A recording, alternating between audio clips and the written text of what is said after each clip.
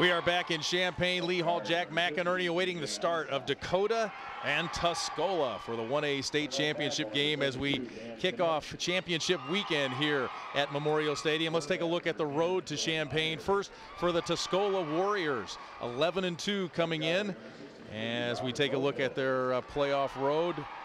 The win over Cerro Gordo. The Warriors really haven't been tested all that much here in the postseason. Central A&M from Moweaqua, 31-6 win for the Warriors.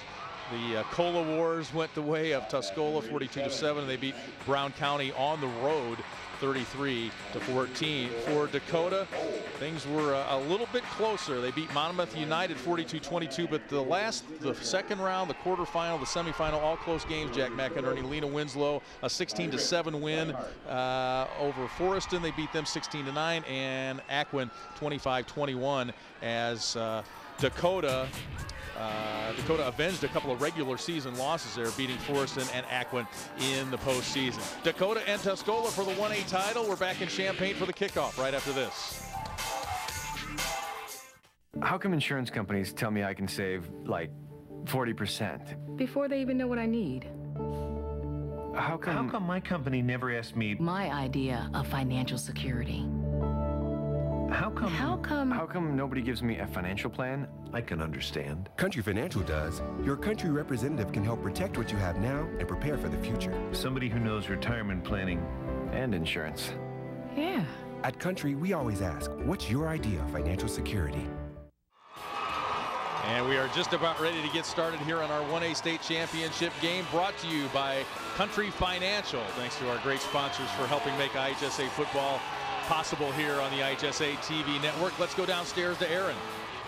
All right, Lee, before every game, we ask the coaches, what are the keys to the game? Almost before I could even get the question out, Dakota coach Jerry Alano said, I got the answer for you. He said, we have got to control the tempo and the time of possession in this game. He says, we have got to keep Tuscola's offense off the field. If we can do that, we've got a chance to win this game. Now, for more on the Warriors, let's send it over to their sideline and Sophia Minner.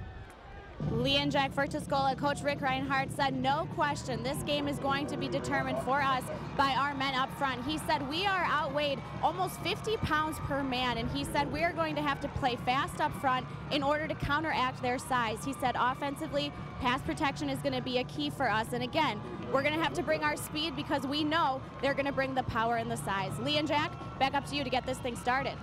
All right, how about Sophia playing hurt today?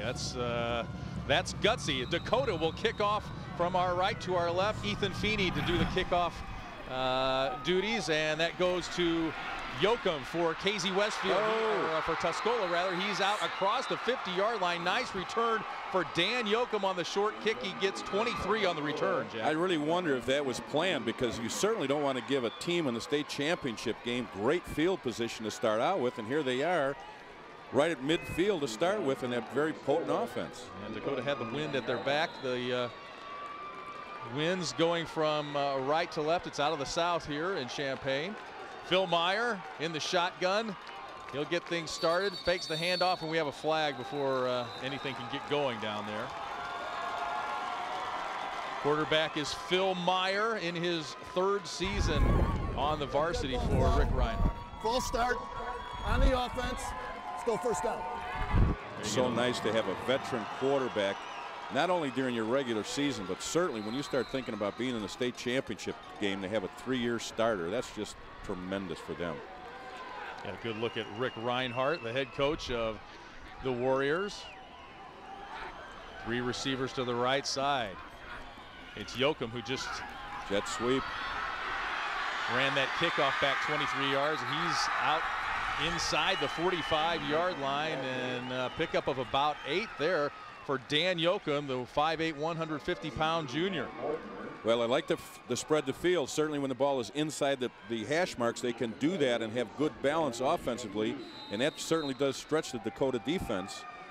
And that's certainly not what the Indians want to have now. They want to be able to stop them here at midfield early on.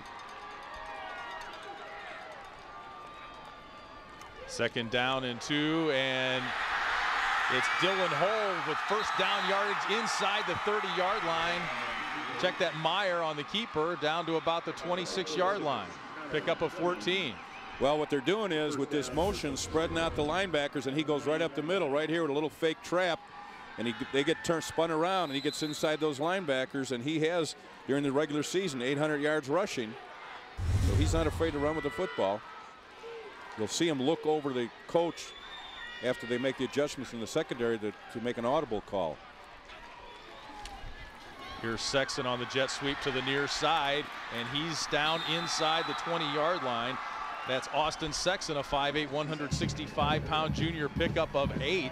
So a great start here for Tuscola offensively. Well, I can see what they're trying to do in their game plan early. They're trying to stretch the defense on the perimeter so they can run Meyer and then Josh Brookins up inside. And the only way you can do that is to establish something on the edges, and they've done that thus far.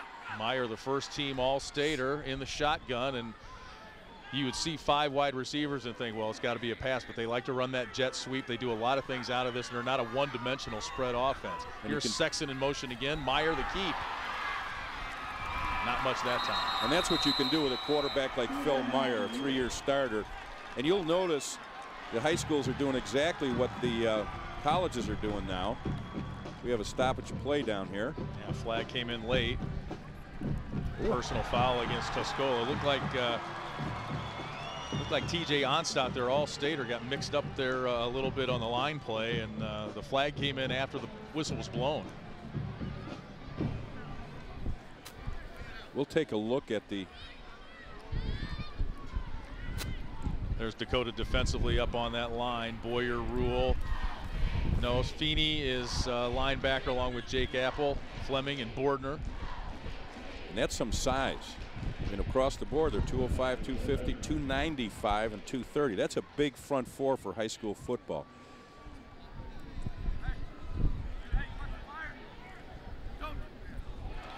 Boy, that's about as short as you can be without getting a first down. That's what they call a credit card first down. Let's see if we can take a look at the penalty right in here.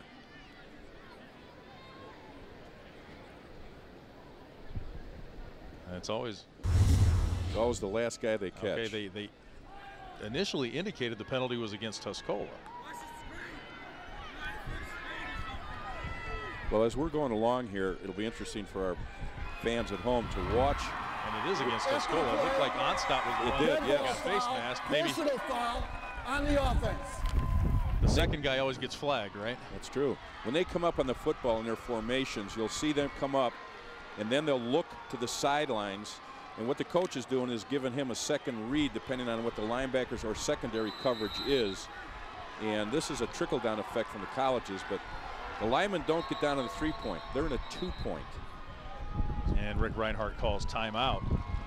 We saw that out of Tuscola last year. They get up to the line of scrimmage. Rick Reinhardt makes adjustments once his offense gets to the line of scrimmage. They are on the move here with 10:31 to go here in our first quarter. Tuscola facing 3rd and 15 from the Dakota 33-yard line. Dakota made an adjustment there defensively with that long yardage, dropping off in a 4 deep. Meyer looking to throw, can't find a man, flushed out of the pocket, runs left, runs right, gets a good block, still on his feet. He'll be well short of the first down. Now, are you in 4-down territory is the next question. Yes, you are, unless you got a great kicker, and they'll be kicking into the wind, so I doubt if that's going to happen. But certainly, it does a lot of running here to get a 1-yard gain. Actually, what it is, when you have this kind of a situation, that means it's great coverage downfield. And then once he starts scrambling, obviously he no longer is looking downfield. He's just trying to get some yardage. And it's a big 4th down play here. And whistling another flag on 4th and 9. Lots of penalties early here. Dead ball foul. False start on the offense. Well, a good drive for Tuscola. And the penalties have moved them back. They got down near the 20-yard line when maybe even inside the 20-yard line when that penalty was called against Onstadt for receiving apparently on the face mask. Meyer rolling left, lifts one to Jimmy Knight. He's open and has a first down at the 16-yard line.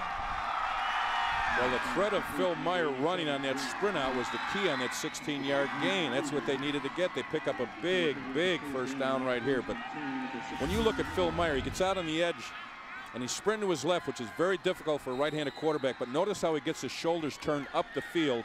Nice right route right there to get in to pick up that first down. Jimmy Knight with the catch. He gives Tuscola first down and 10 from the 16-yard line. Sexton gets the handoff on the jet sweep to the near side. Still on his feet at the 10, inside the 5. Wow. Touchdown! Nice Austin run. Sexton with a 16-yard touchdown run, and Tuscola is on the board first. Great effort right there. Great second effort once he got inside the 5-yard line. It looked like he wasn't going to get in there. He dropped his shoulder and just powered it in. He was not going to be denied on that particular play. Sexton's 9th rushing touchdown of the year. Jet sweep, good block on the outside. Watch right here, I'm lowering the shoulder. Whoa. Good hit right there. I'm getting into the end zone right now, and he certainly did. TJ Onstadt, the All-Stater for the extra point. It was movement on the line. Looked like maybe Dakota came across early. Well, much different ball game for Tuscola. Remember last year they got down early and often against Lena Winslow, and they are off to a good start here with the first score of the game. Well, the other part of that is that opening kickoff. I don't know that that's going to come back and haunt them. It'll be interesting to ask Coach Lano after the ball game if that initial kickoff was designed to do that. Give them the football at midfield. Now Dakota comes across the line. Tyler Thompson. Just giving it right back to him. High school football, you can't assume an extra point. No. In college and pros you can do that, but you cannot do that in high school because snapping the ball, the center is so crucial, the hold, and then the kick. It's not a given at all in high school football. Dustin Hake, the snapper. Phil Meyer is the holder. TJ Onstadt, the kick up and perfect. And it is Tuscola out to the 7-0 lead on the 16-yard touchdown run from junior Austin Sexton. Take another look. Almost tripped over the line there, but gets into the end zone after laying in a pop. And Tuscola is on the board first. Lee Hall, Jack McInerney back, and there is Austin Sexton. The touchdown run for Tuscola, capping off a 6-play, 51-yard drive. 2 minutes, 17 seconds. The real key there, though, is 25 yards and penalties on Tuscola, and they managed to score anyway. Yoakum with the kick. He kicks it on the ground because it's into the wind. Now that I can understand a little bit, and Dakota brings it out to the 35, and that's where they will start after starting 1 and 2. The Indians have won 10 straight. Well, they were on a roll, and Coach knew they were going to come together once they had that crucial game where they were able to come from behind, and they did that in the 4th ball game, and then it's been on a roll since then. Wishbone formation. Geisman at quarterback. The handoff is to Apple. He is their main man and will get the majority of the work. Now he is playing with a banged up shoulder. He separated his shoulder in the 2nd round game against Lena Winslow. Dislocated shoulder, still ran for 78 yards in that game and scored a touchdown. Well, we're going to see 2 complete contrasts in offense, obviously. Tuscola running the spread formation, and Dakota will run a little shotgun, but they really run out of the wishbone, the double wing, as they have right now. They're a running football team. They just want to pound it. This is Apple around the left side, and Tuscola defensively with a nice job there. Josh Brookins, number 30, in on the tackle. Apple, 2,201 yards, 31 touchdowns this season for the Indians. One of the things with the Indians is they cannot afford to get into long yardage because they are not a throwing football team. And especially in the state championship game, when you've got to be in a situation where you've got to be able to throw the ball occasionally. They've only thrown the ball 75 times this year for 590 yards. They're in the wishbone again. Give to Apple and wrapped up immediately by Sam Daly, the nose guard. 3 and out for them. That's not a good start.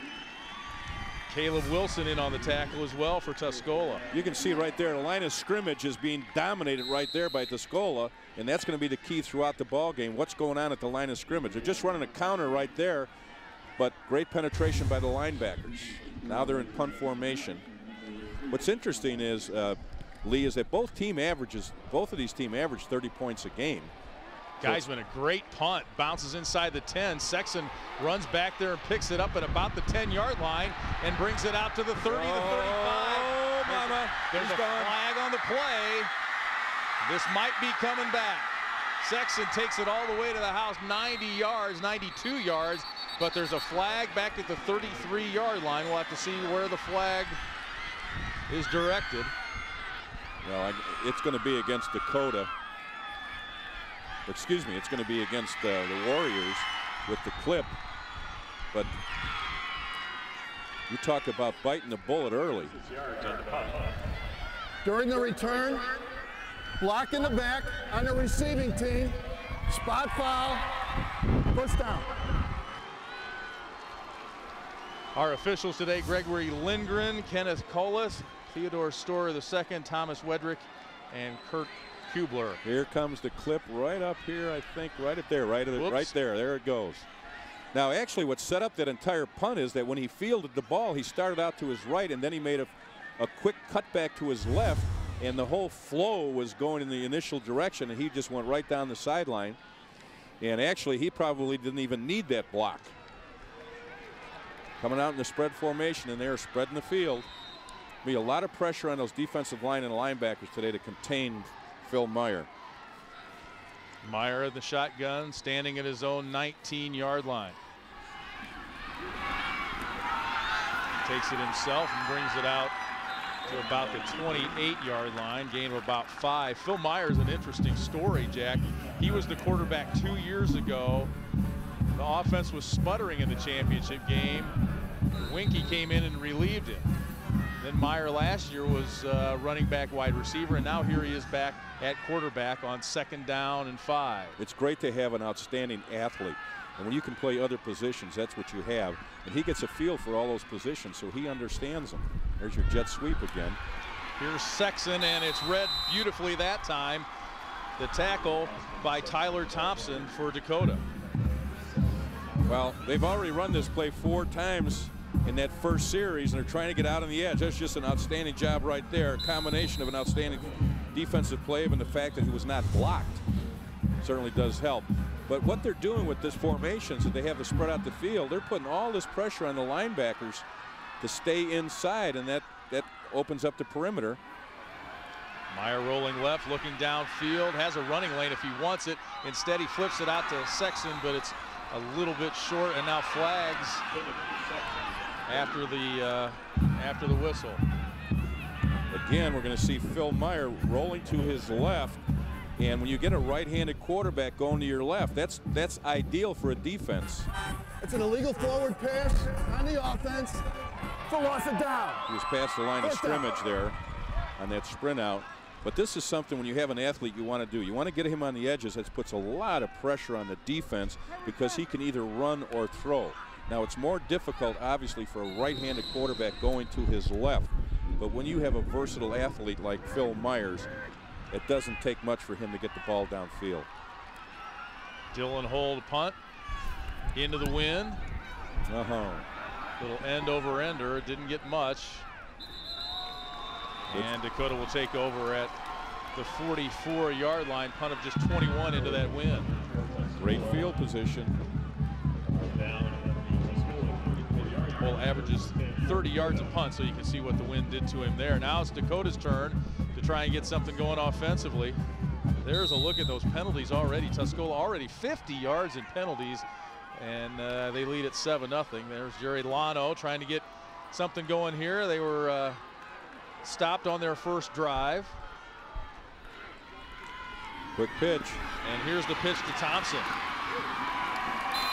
And he'll take it down to about the 35-yard line. Getting him out on the edge quickly with that quick pitch. He's got a couple of backs out in front blocking, and that's a nice pickup of 9 yards on first down. It's so crucial in high school football to get at least 4 or 5 yards on first down, because then that changes the game plan with the things that you can do. And there's a look at the line differential. You talked about that earlier. A lot of meat up front for Dakota. They feed them well in Dakota. Thompson again. Another flag. Met right at the line of scrimmage and brought down by Robert Lopez. Boy, a lot of penalties so far. This one will go against Dakota. Well, interestingly enough, Lee, Dakota averages 30 points a game, even though they're somewhat of a restricted offense in the plays that they run. And the reverse of that, Tuscola has only given up 13 on the offense. Repeat, second down. An average of 13 points a game over their 13 games that they've played throughout the season. So that's pretty good. I mean, they both average over 30 points a game, but obviously in different venues as far as their offenses. Again, they don't spread the field, so it makes it easier for Tuscola to stay inside.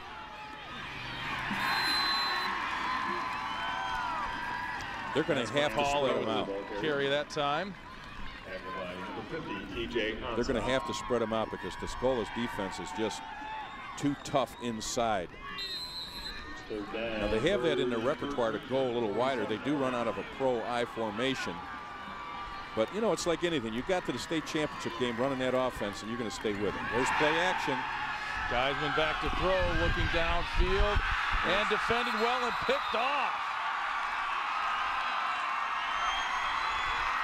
Well, he's not used to throwing the football down the field. Most of his yardage and completions have come off the play action, but on that particular play, he waited a little too long to deliver the football. Had he delivered it a little earlier, they were open.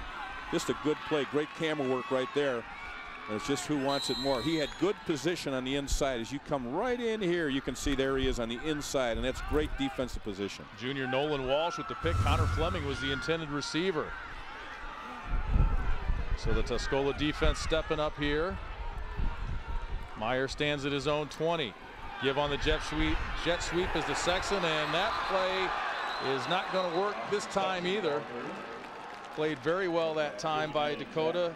Zach Nose with the tackle. Well, it's one of those plays where you say, fool me once, fool me twice, but here he comes again. You can see right up there, he gets good position on the outside, and that's what you're supposed to do, is force the ball to be turned up inside. Better job at Dakota defending that particular jet sweep in this series.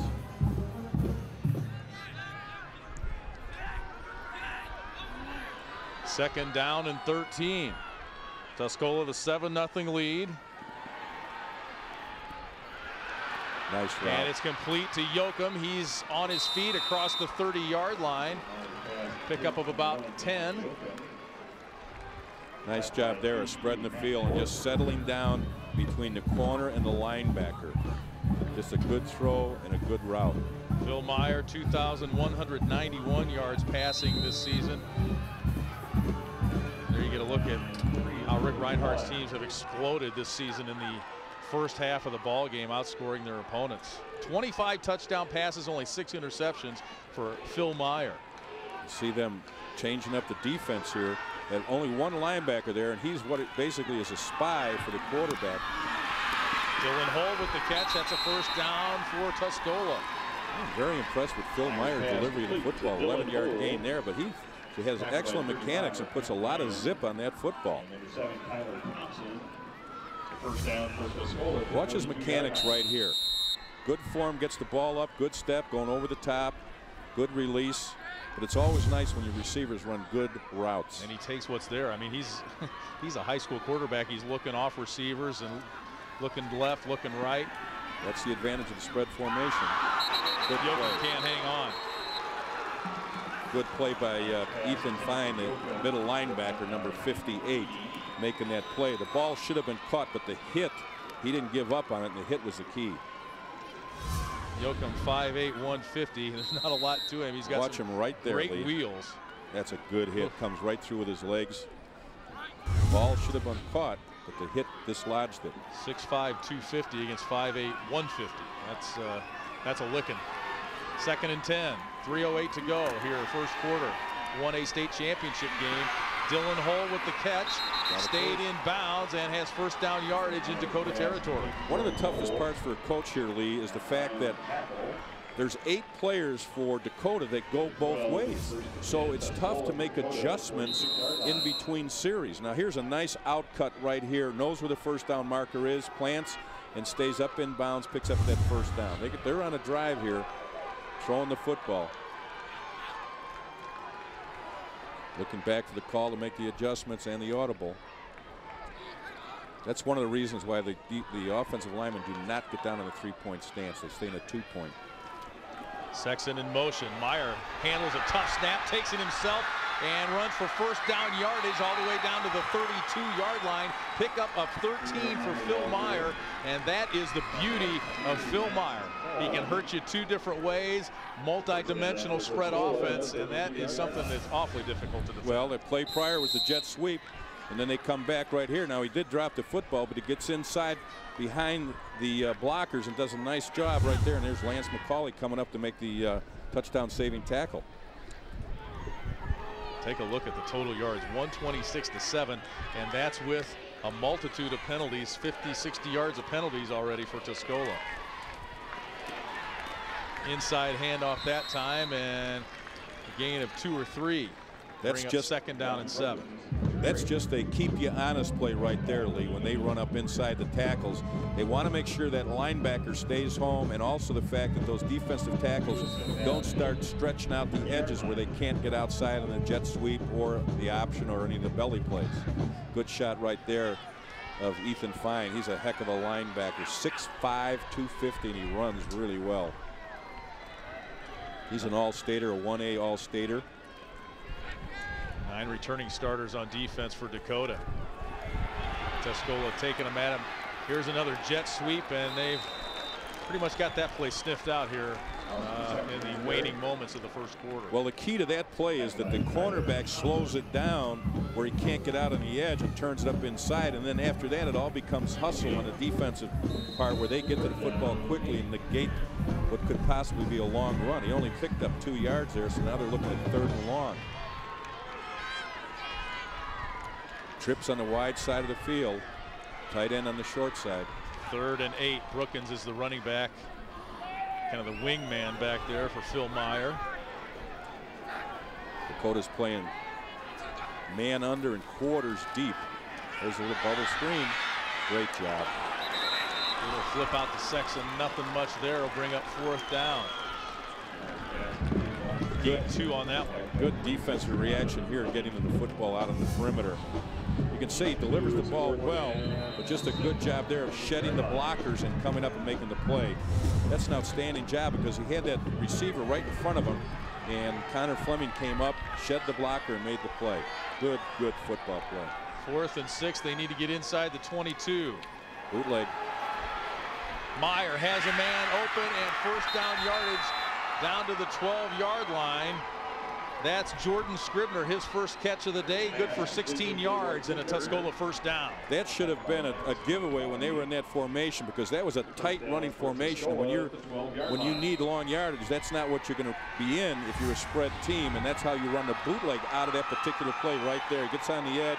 The tight end is dragging across the field. Nice job there on the waggle pass, picks up the big first down. Just the 24th catch of the year for Scribner. It gives Tuscola a first down as they try to pick up their 2nd touchdown here in this 1A state championship game.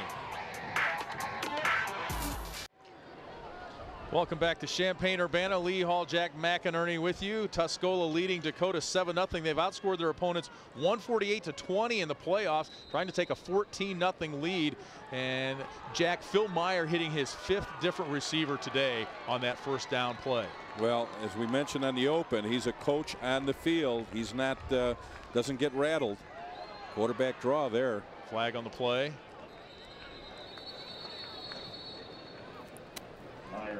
For the first quarter throughout all of their previous 13 football games for Tuscola has been a big quarter. They've averaged 13 points in the first quarter and have only given up 2 points in the first quarter, as opposed to Dakota, which has been just a little over 9 points in the first quarter and given up 5. So the advantage is Tuscola if you're looking at the numbers and how they play in the first quarter. And I think a lot of that has to do with a veteran quarterback. You come out in the beginning of a ball game and he's not rattled. He's got a lot of poise. Illegal block. On the offense, it's a 15-yard foul. Repeat first down. 7th penalty of the game against Tuscola. 60 yards in penalties now as we take a look at the first half number, or first quarter numbers rather. That's a dramatic number right there, total yards. Wow, dramatic. But again, as I mentioned, you know, they're a first quarter team. They really take advantage. Bootleg again.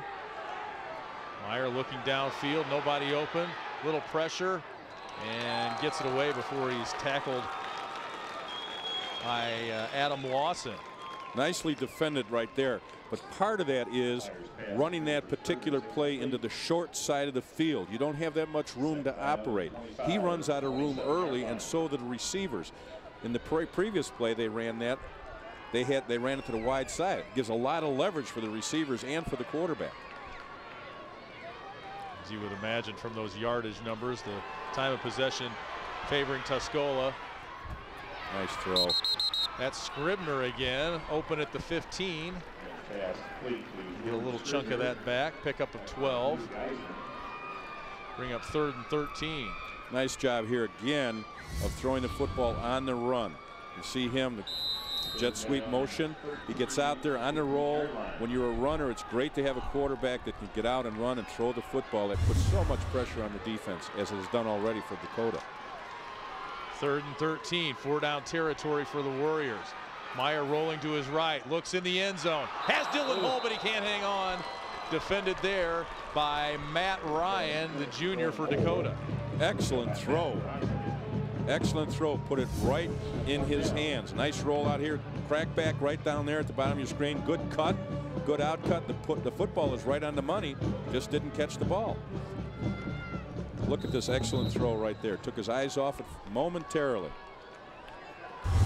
Now we're looking at a field goal. TJ Onstadt on to kick the field goal. His longest this year is 28 yards, Lee. He's 1 of 2, and he has a little wind at his back.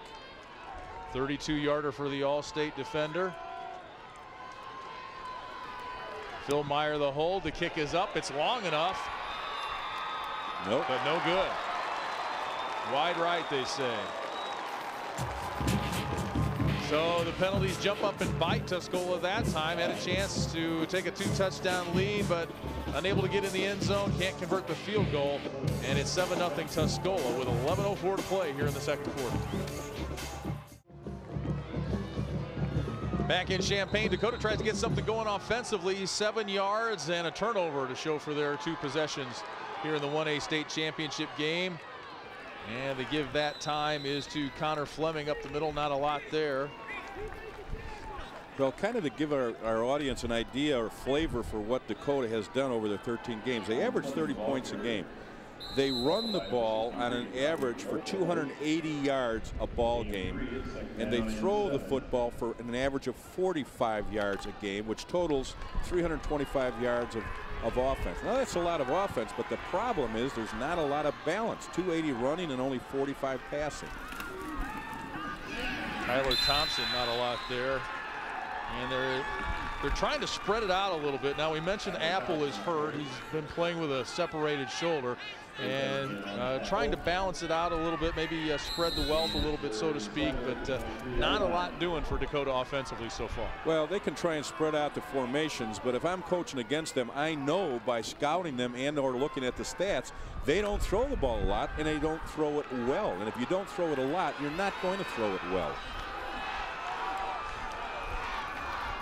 Quarterback keeper. Geisman. Not a lot there either. He picks up a couple. He's run for 375 yards this season out of the quarterback spot. Well, part of this offense is because Jerry Lano realizes that his offensive line averages 6'3" and 255 pounds, and they just figured that they could punish the defensive linemen and or linebackers of their opponents. But right now they're kind of running up against a buzzsaw early. Now, granted, it's early in the ballgame, second quarter, only down 7-zip, but they really have not moved the football yet.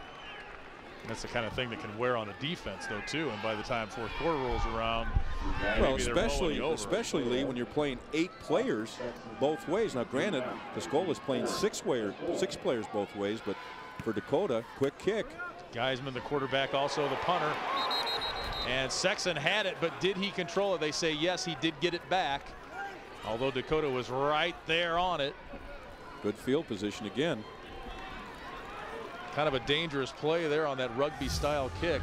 Kick of just 24 into the wind. It always is, and it was almost blocked right there, especially when you kick it low, which negates any kind of wind to help you. But those kind of kicks are always done because it gives the punter the option of running with the football. Tuscola now with the ball, 8:56 to play here in the first half. They will start at the Dakota 48-yard line. Coaches over there are signaling a different play. Coaches on the sideline. Back shift to a different size. Well, delay a game. Yep, and that's the problem with that particular type of offense. Live game on the offense. Repeat first down. And really, there should not be a penalty for that because for the most part, you don't huddle up. So that's taken less time. You can see the coaches signaling right here, and then they look back. There's an initial play, and then they look back when they make an adjustment in the secondary to see what the coaches then want to run. Brookins the wingman. Meyer looking deep, has a man wide open as Jimmy Knight hauls it into the 20, and he's gone for the touchdown. 53 yards on the pitch and catch from Meyer to Austin Sexton, and it's 13-0 Tuscola. What a great throw and catch. Right in the slot. He's the middle receiver, and the corner took the outside guy. The safety took the inside guy, and he just ran right down the seam. Excellent throw and catch. 6 more points for Tuscola. That's the benefit of having right there. Watch him. He runs right by the linebacker. He's right in the seam. Nobody there. The corner was on the wide receiver, and right there coming into your view was the safety who was on the tight end, wide open. Good call, good throw, good catch. On stop for the point after. Jimmy Knight, 37 receptions coming into the ball game. That's his 8th touchdown catch of the year, and it's a 14-0 Tuscola lead as Meyer goes deep.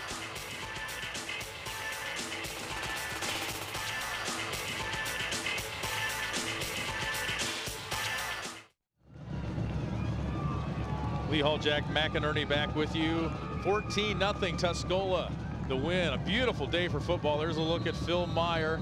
8 for 11, 131 yards, and that touchdown, his 26th touchdown pass of the season, only 6 interceptions. Look at those stats already. He's had a great year, a 3-year veteran. Coaches would love to have a 3-year veteran back. He played in the state championship last year. Here he is back again, having a great game thus far in the first quarter. And he runs this offense like he's a coach on the field. Yoakum bounces it to the 25 and fielded there, and pounced on it as Lance McCauley. So that appears to be the strategy on both sides. It's with the wind or against. Well, you know, AstroTurf is tough to field a football on. I mean, it takes a lot of crazy bounces, and oftentimes if you get people sprinting down, you can make a big play down there. In many cases, it's almost like an onside kick. 2 3-and-out drives for Dakota and a turnover to show for their work offensively thus far. That's Apple. He's got some room to run, and he's going to go. All you need is to pop one big one to get back in the ball game, and that's what it's done right here. 74 yards for Jake Apple, his 32nd touchdown of the season. And no flags on the field, which is unusual after a long touchdown run as we had in the first quarter. But that's one of the first things a coach does, is he sees a man break loose, he knows he's going to go for 6. He doesn't keep watching the player, he looks back for flags. That's the very first thing he'll do. Just a nice job right here. Good job of blocking up front by that offensive line. He just pops it, shows you the speed, and the reason why he had 2,200 yards during the year and 31 touchdowns. That's an average of just over 2 a game, and he's only a junior. And that's the beauty of that offense, because when you pop it right, boy, you're right, because everybody's up on you. It looks like everybody's gone to the restroom at halftime. They'll go for 2 here and be denied by Tuscola. 14-6. Beautiful run by Jake Apple. Great job by his guys up front. Colton Russell, Skylar Boyer, Cody Rule, Ethan Feeney, Andy Lampy, the guys up front who blow this hole wide open. Just pops it right here. You can see the blocking right there by the linebackers. What they did is they blocked down on the linebackers. Watch the left side of your screen.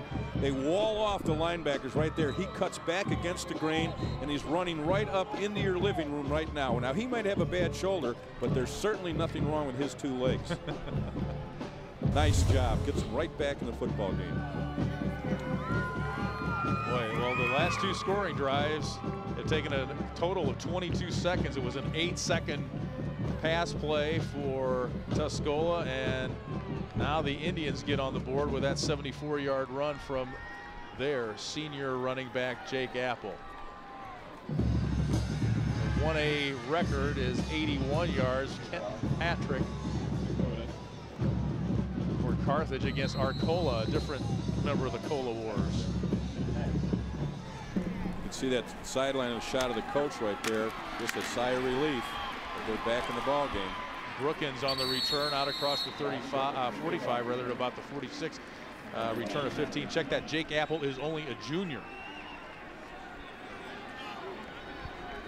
How'd you like to have a 2,000-yard rusher returning next year for 1 more year? Well, look at Tuscola when they had Phil Meyer. Nice to go in a state championship game with a 3-year starter coming back, a 3-year veteran. But again, spreading the field, forcing Dakota to make some adjustments here. Meyer looks out in the flat, has a man. That is Matt. Check that. Jimmy Knight again. Well executed football player out there on the bubble screen. Caught that touchdown pass. And they're close enough where they will measure on that one. That particular play, Lee, is not that simple. Now, watching it, you think, well, he's just throwing it out in the flat. But there's a lot of timing that goes on with that because of the wide receivers having to make blocks and the throw and the catch. I mean, and if he throws it too far behind him, it's actually a lateral, which is a live ball and can be a fumble. So you can get some good yardage out of that play, but it's not that simple to run. A lot of throws into the flat are, you know, just little dump offs too. Well, that one was 25, 30-yard throw. Right, and from a coaching standpoint, you always tell your players if there's any time the ball is thrown in the backfield, just go after the ball and let the refs make a decision. Always pick it up or recover it, even on a pass in the backfield. Because sometimes the official might have had a different view, and you're falling on the football, he might have think it was a backward pass. Second and very short. Didn't get it.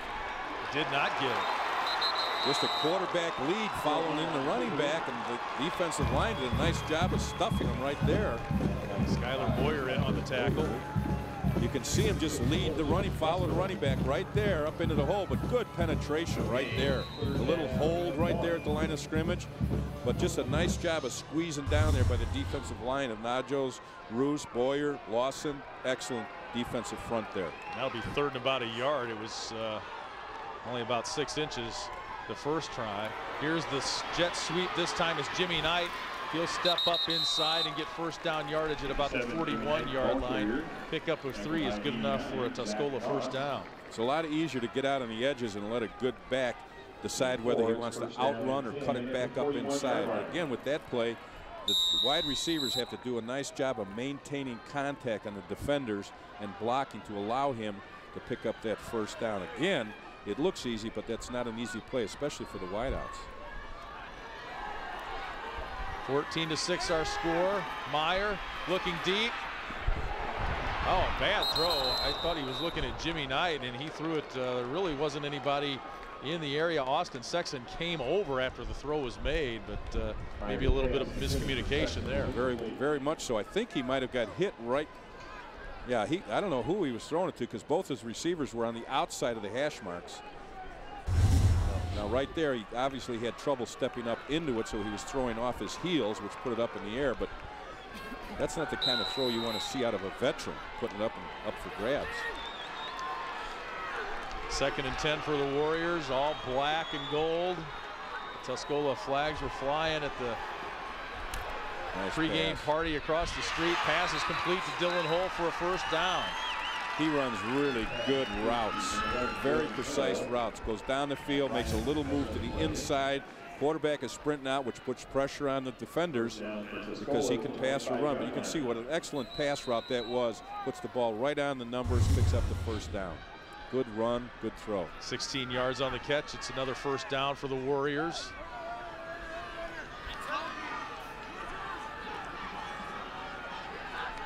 Cover 2, they're playing man under and 2 deep safeties. The third catch of the game for Dylan Hull. Meyer looking to make something happen. Onstadt nice, keeps him on his feet, but the relentless pursuit by Dakota, and he's brought down by Andy Lampy, 6'4", 230-pound senior, loss of 12. That was just an excellent defensive effort by everybody. The secondary is the one that shut this down. He's not open, so now he's scrambling. Now he's not any longer looking down the field because he's getting pressure by the defensive line. Just excellent pursuit. You can understand why these teams are in the state championship game.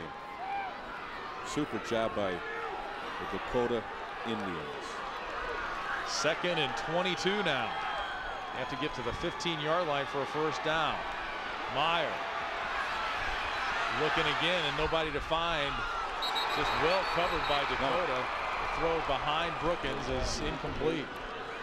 Dakota seems to be catching on to him a little bit. They're doing a better job on the edges by their outside linebackers and their defensive tackles as far as spreading it out. Watch them not allow him to get outside. Right there, just an excellent job by coming up and forcing him to throw the football.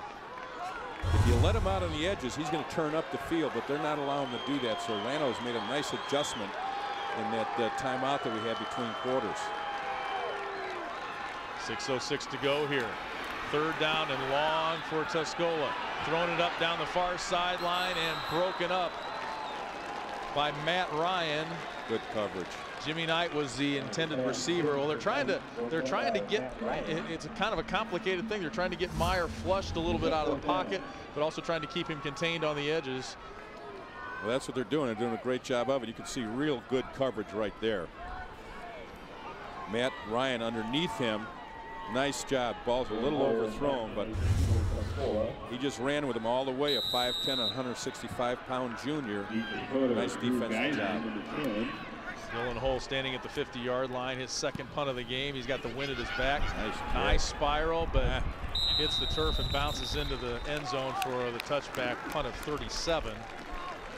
But it will come back out to the 20, where Dakota will take over. Well, boy, one play, 74-yard run, and the momentum has shifted a little bit here for the Indians. You can almost feel it even up here, the difference. That Dakota's got a little more confidence in themselves, and certainly on the defensive end of the football. They made some good stops there, did a real nice job with Phil Meyer, who basically had his way with them in the first quarter. So I thought that was an excellent adjustment, especially when you got so many players playing both ways to be able to make those adjustments. There he goes. Apple's on his feet again. He's being chased from behind. Can Scribner get him? It's a sprint. Oh, and dragged down inside the 20.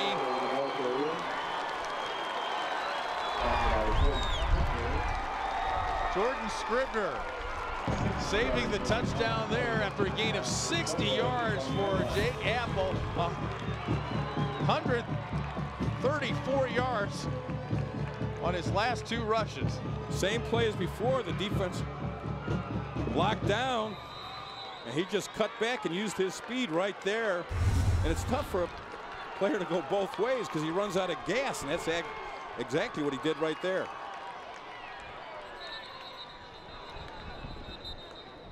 And a whistle, and it looks like Tuscola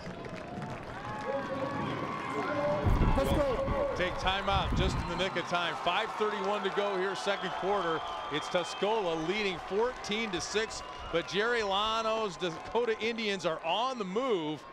And boy, they really made, you talk about making adjustments. They have got something going on here the last 2 plays from scrimmage with those 2 long gains for Jake Apple. What a great tribute that is to the coaching staff to be able to make those kind of adjustments in a very short period of time when you've got 8 players going both ways.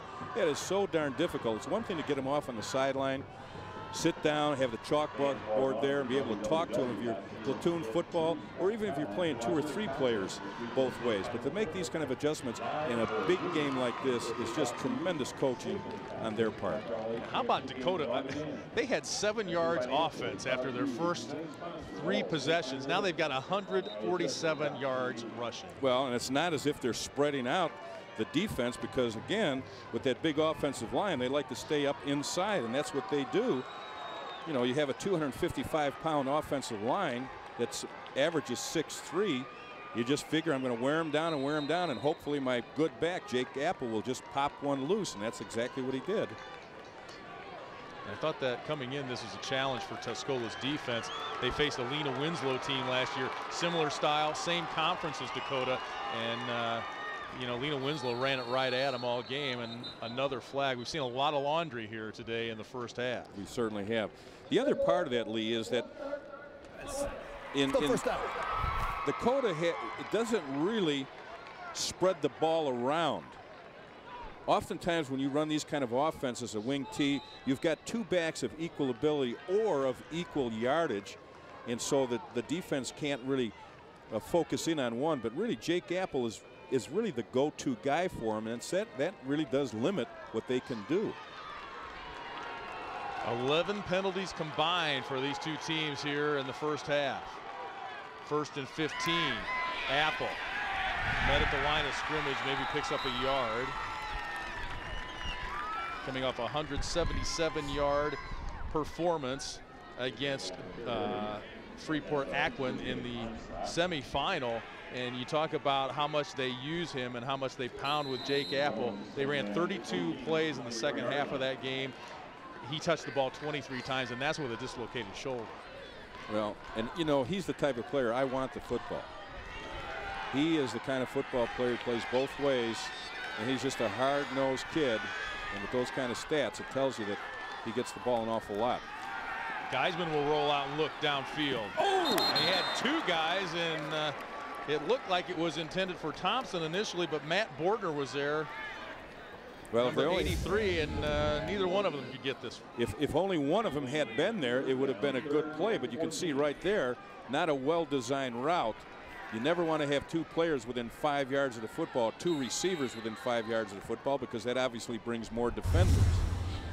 But see, just by that one play, though, loosen them up a little bit, gives them something to think about. We're not going to throw it a lot, but you got to be on your toes for when we do. 3rd and 14. Now Geisman will roll left. Got him open again. He had Fleming, and looks further downfield. He had Fleming, or Thompson rather, number 7, wide open at about the 15-yard line and never looked at. That's the difficulty of rolling to your left for a right-handed quarterback. He actually had almost 3 receivers open at once. There he threw the ball right off his heels, and by that time all the defenders had locked onto their men. Had he gotten out there and thrown it early, where he was able to turn his shoulders up the field, he had some big yardage. No, and that's another thing, only 75 pass attempts all season, sure. So it's not something he's used to doing. 4th and 14 now for Dakota.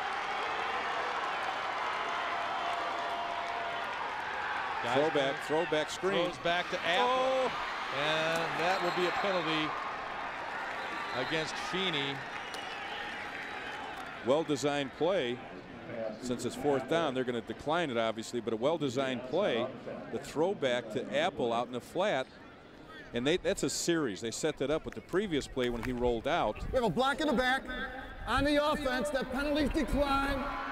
1st down. Oftentimes in these kind of offenses that Dakota is running, there's what we call a series. You can see right there, he rolls hoping to get the secondary and linebackers to flow with him, and they do a nice job of staying home right here. And that definitely is a clip right there. That's just an effort play by Feeney trying to make something happen. Meyer keeps it, takes it out to about the 24-yard line, pick up a 5. Well, for Dakota, putting them in this position, even though they didn't come out with a score, because Tuscola has come up with great field position throughout the entire ball game and on all their drives. This is the worst field position they've had so far. We approach the 4-minute mark here in the second quarter. Meyer looking, Good job. rolling right. Good job. Keep it and pick up about a yard to bring up 3rd down for the Warriors. The whole key to that is the outside linebacker keeps his outside shoulder free and does not allow the blocker to get it to his outside. That's how he maintains the outside and does not allow the quarterback to get out on the edge. That's just an excellent defensive job right there. Tuscola's defense is stalled here in the latter moments of the 2nd quarter. And a lot of that has to do with Dakota's defense. Meyer escapes, flips one downfield, and it's a 1st down catch for Jimmy Knight. There's going to be interference if it wasn't a catch. Now there's a quarterback keeping the play alive with his feet. Pick up a 12. You see him just scrambling right here, kind of just a tackle error that should have been made. But he looks down the field on the edge and just drops it over in the top. Not bad coverage, just a little bit better effort going up to the football. And that's almost like go down to the car and turn in kind of a play there. Everything just kind of up for grabs. And the Warriors make something happen. 3 minutes to go now. Option. The pitch is to Brookins. He's met right as he caught it. He'll be marked at the 41-yard line, a pickup of 4. Brookins, 791 yards on the season, and they talked to him about practicing on Thanksgiving Day, and he says, you know, next year's going to be weird. This is 3 straight years without Thanksgiving, and next year after he graduates, and he'll have all kinds of time on Thanksgiving. But this is it's a routine in Tuscola now to be at football practice on Thanksgiving Day. Well, you just have practice in the morning, so they're able to get home for the turkey. Meyer had Jimmy Knight, but overthrows him. There are so many dimensions that are created by having a quarterback with the versatility of a Phil Meyer. He can do so many different things and keep so many different plays alive. Just a good hit after the play. That was not a cheap shot. He was still on the move when he hit him. But he just creates so many problems for the defense in so many different ways with his feet and his arm and inside his helmet, because he's like a coach on the field. 3rd down and 6. Sprinting out now, getting leverage. Rolling left, looking for a man, Dylan Hall.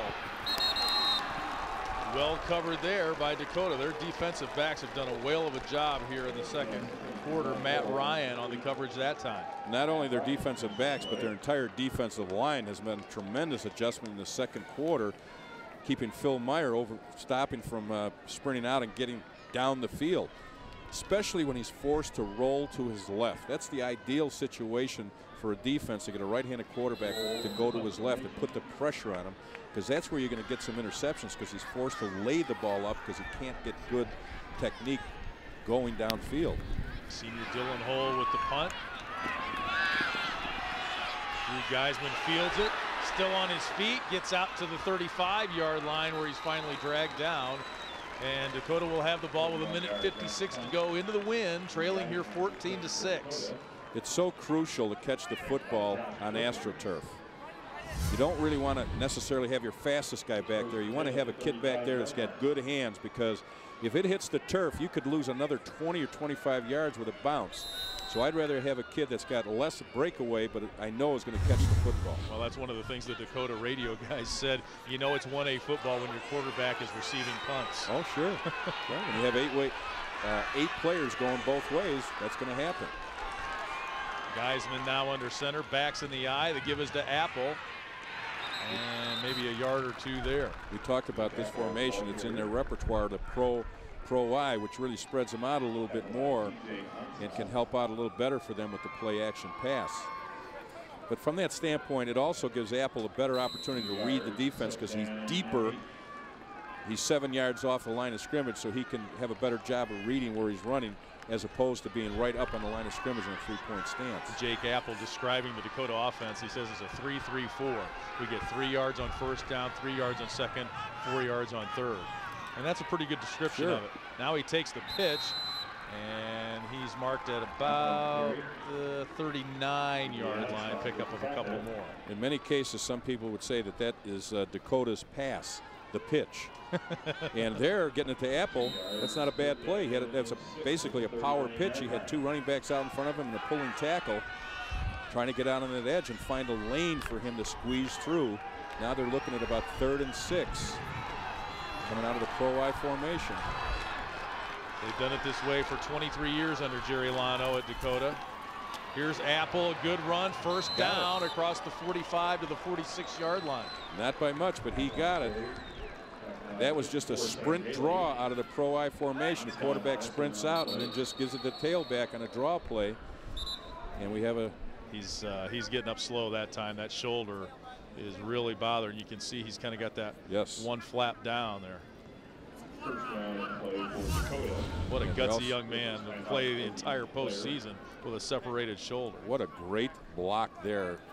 A pancake block. Put him right down on his back. Picks up the first down. We got a Tuscola player on the ground. I think that might have been the player that was pancaked on that particular play. You can see the trainer there showing him how to rotate that shoulder. It's easy for the trainer to do, but it's going to be a heck of a lot harder for Jake Apple to do. Having had one of those injuries myself, those are very difficult. You have trouble putting jackets on, putting your jersey on.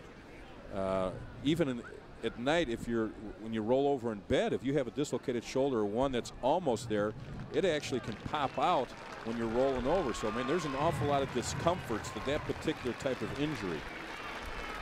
That's All-State linebacker T.J. Onstadt shaken up on the play. He comes off under his own power. Rick Reinhardt says, I don't know if I've coached many better than him. He's like another coach on the field. All-State linebacker. Needed 3 tackles coming into the game to become Tuscola's all-time leading tackler, T.J. Onstadt. That's quite a statistic for a program like that. When you're able to be the top tackler in a program that's been so resilient over all the years. Clock running, under a minute to go now for Dakota. 1st and 10 from the 46. Double wing with motion. Geisman rolls. He's going to keep it himself, and he'll get down into Tuscola territory and fall close to a first down, be about a yard short, pickup of 9 as the clock continues to roll. If he had a little more speed, he was only Dakota calls timeout. He was only a step or 2 from actually breaking it, because they were really all in tight right there. That's a great play. Otherwise, he's out in the corner. That's a great defensive play right out on the edge right there. How about the old Walter Payton stiff arm? Well, those days are, I think, are long gone. You don't see too many of those anymore, because you're liable to get caught for a face mask. But that was an outstanding defensive play because he had the sideline. A little more speed might have been the difference. Tuscola trying to break the NUIC jinx. That's the Northwest Upstate Illini Conference. Tuscola lost to Galena in the 07 championship game. They lost to Lena Winslow last year. And of course, Dakota, a member of the NUIC, trying to carry on the conference flag here and win 2 straight state championships for that conference. After that first quarter, or throughout most of that first quarter, we probably would not have guessed, nor would have our fans here at the stadium and at home, that this ball game would be this close at this point, because it certainly looked like Tuscola was having their way and it could be an early blowout. But then a lot of penalties and some just outstanding adjustments defensively by the Dakota Indians have changed the whole look of this ball game. 2 huge runs by Jake Apple. He has the ball again here, and we'll get it down inside the 40 to the 39. Dakota will take another timeout. That will leave them with 1 with 12 seconds to go. First down for Dakota.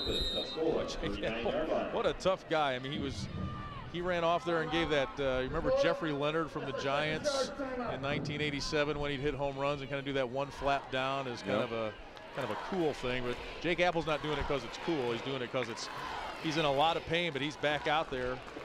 Sometimes you can just make the way you turn your shoulder, you can make it a little adjustment to kind of pop it back in a wee bit. You can see right there the trainers and the managers taking a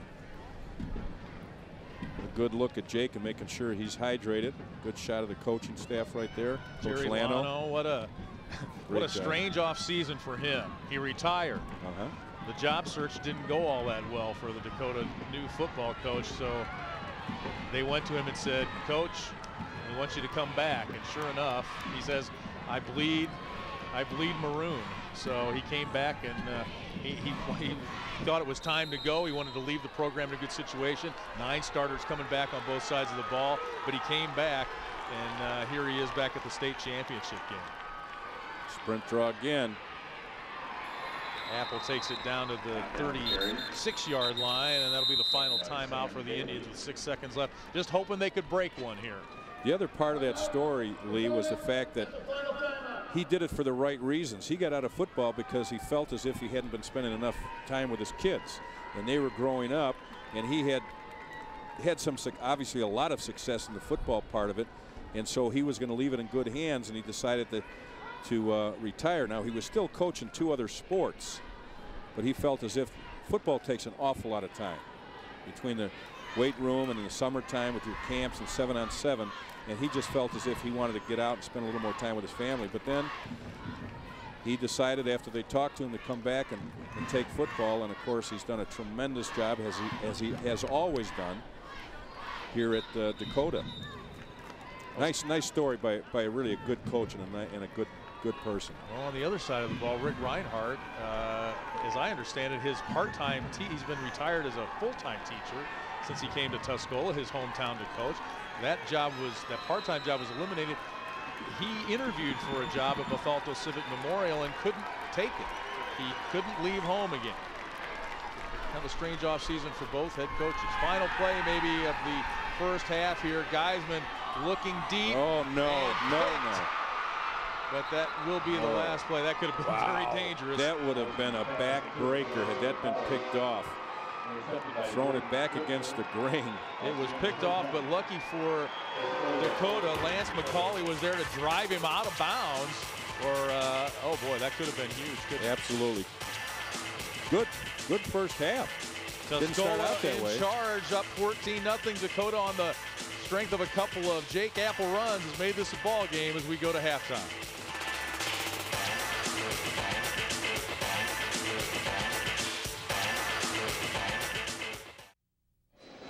Good. Welcome back to the Class 1A Football State Championship here. Tuscola leading 14-6. Standing by here with Tuscola head coach Rick Reinhardt. Coach, Phil Meyer has gotten things going for you offensively. He's hit a handful of receivers. How has he been so effective? Well, he's a playmaker. You know, he's going to make plays. He's experienced. He was here as a sophomore, and we're going to put the ball in his hands, and he's either going to win or lose it for us. We have faith in him. Our kids came out strong. You know, I mean, that's a big physical football team, and this is a whale of a game. This is what a state championship game should be all about. Nobody's quitting. Nobody's giving up. Good, clean, hard football. I'm proud of the kids. I'm proud of the way our kids are doing so far. Defensively, you've shut them down, but with the exception of 2 big long runs by Jake Apple, how do you limit those big plays in the second half? Well, what you do is you forget about it after it's over. I mean, the play was over. We told our kids what they did wrong. They adjusted, and they got better. So, you know, I think that's the key in this game is there is no thing as up and down. You got to be at a high level, finish out the game, or you're going to come out behind. All right, thanks, Coach. We will be back with more for the second half of the Class 1A State Championship here at Memorial Stadium.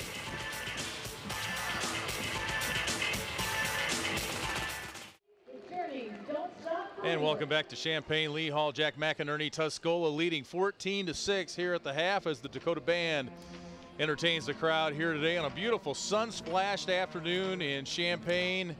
Perfect football weather, a little chill in the air, but boy, overall, it's just a beautiful day for football. And Tuscola, with in spite of a lot of penalties, Jack, leading here 14-6 at the half.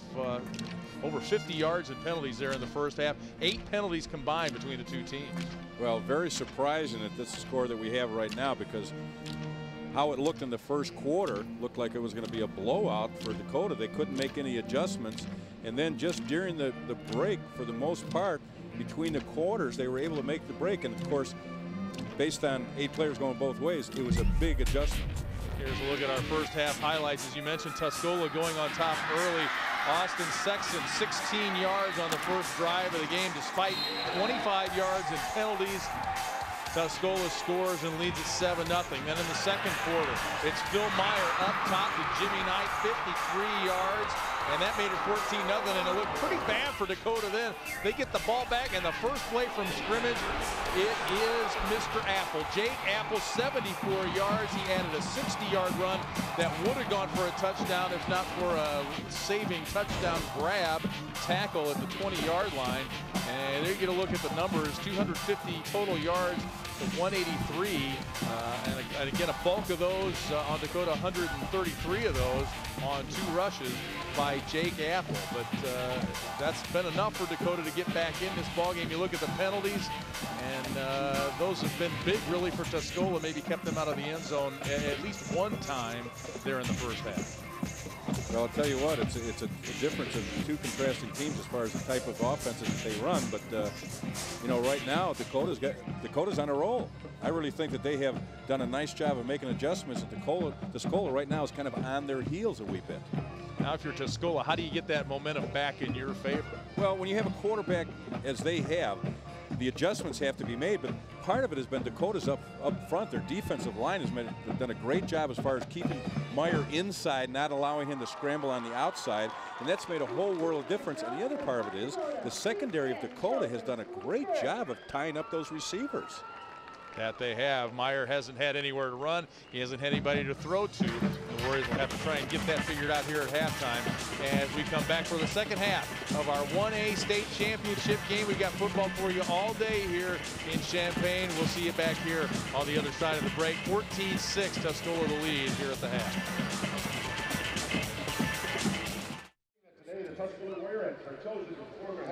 And we are back in Champaign. Tuscola leading Dakota 14-6. Lee Hall, Jack McInerney with you here at Memorial Stadium on a beautiful afternoon for football. We've got Dakota and Tuscola in this one. And really for Tuscola, penalties, the talk of the first half, in addition to leading 14-0, there are 1.8 penalties total for just Tuscola, 11 penalties altogether for both teams. Well, also I think that is forgotten in those statistics is that long run that was brought back. So Dakota could be, Tuscola could be up by another score. They had that long run back, about 84 yards, brought back on a clip on that punt. And so it could be a little different score right now. And not only that, but also the momentum, because that score could have made a big difference for Dakota mentally. Yeah, I think that was 92 yards or something like that. Yes. And that doesn't show up in the penalty yards either. Let's take a look at what's coming up the rest of the day here at Memorial Stadium here in Champaign. We've got football wall-to-wall for you here on Black Friday. Hope you've recovered maybe from that 5 a.m. shopping spree this morning. Coming up next, it's KZ Westfield taking on Morrison, another couple of perennial powerhouse programs in 2A. That will be a game for Jack and I to call. And then tonight, or later this afternoon, I should say, Aurora Christian taking on Mount Carmel. That's down from my mom's old neck of the woods, down in the Ridgeway neighborhood. That's a 4 o'clock kick. Danon Hughes and Dave Bernhardt will have the call of that one for you. And then the 4A championship game here tonight should be a wild one. Richmond Burton against Rochester. Rochester back in the state championship game. Again, it's funny how we see the same programs coming back year after year after year. That's a testament to the coaching, to the parents, to the communities, to that really embrace high school football, and it's a generational thing, and it keeps going from dads to sons to brothers to uncles. Well, that's part of the tree. If you look at a lot of these people, the history of the programs, whose dad played in the program, whose uncle or cousin or nephew or brother. It's really amazing. Certainly for more of the schools in Central and Southern Illinois, you'll see that. And I think it's a great tribute to the programs and the communities that support these particular high schools. And you got to love 1A football. Tuscola and Dakota, the whole town is probably here. And if you're back at home, you're missing it. We got a great game for you here. IHSA TV brought to you by Country Financial. Hope you're enjoying it. Back with second half action coming your way from Champaign in just a bit.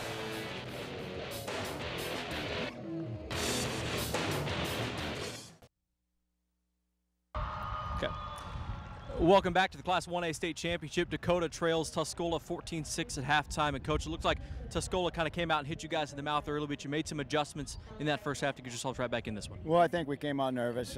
We weren't here last year like Tuscola, and I think we came out with a little nerves. I think once we settled down, we started doing things a little better. You talk about controlling the tempo and the time of possession in this game. It looked like you almost scored too quick a couple of times with the big runs by Jake.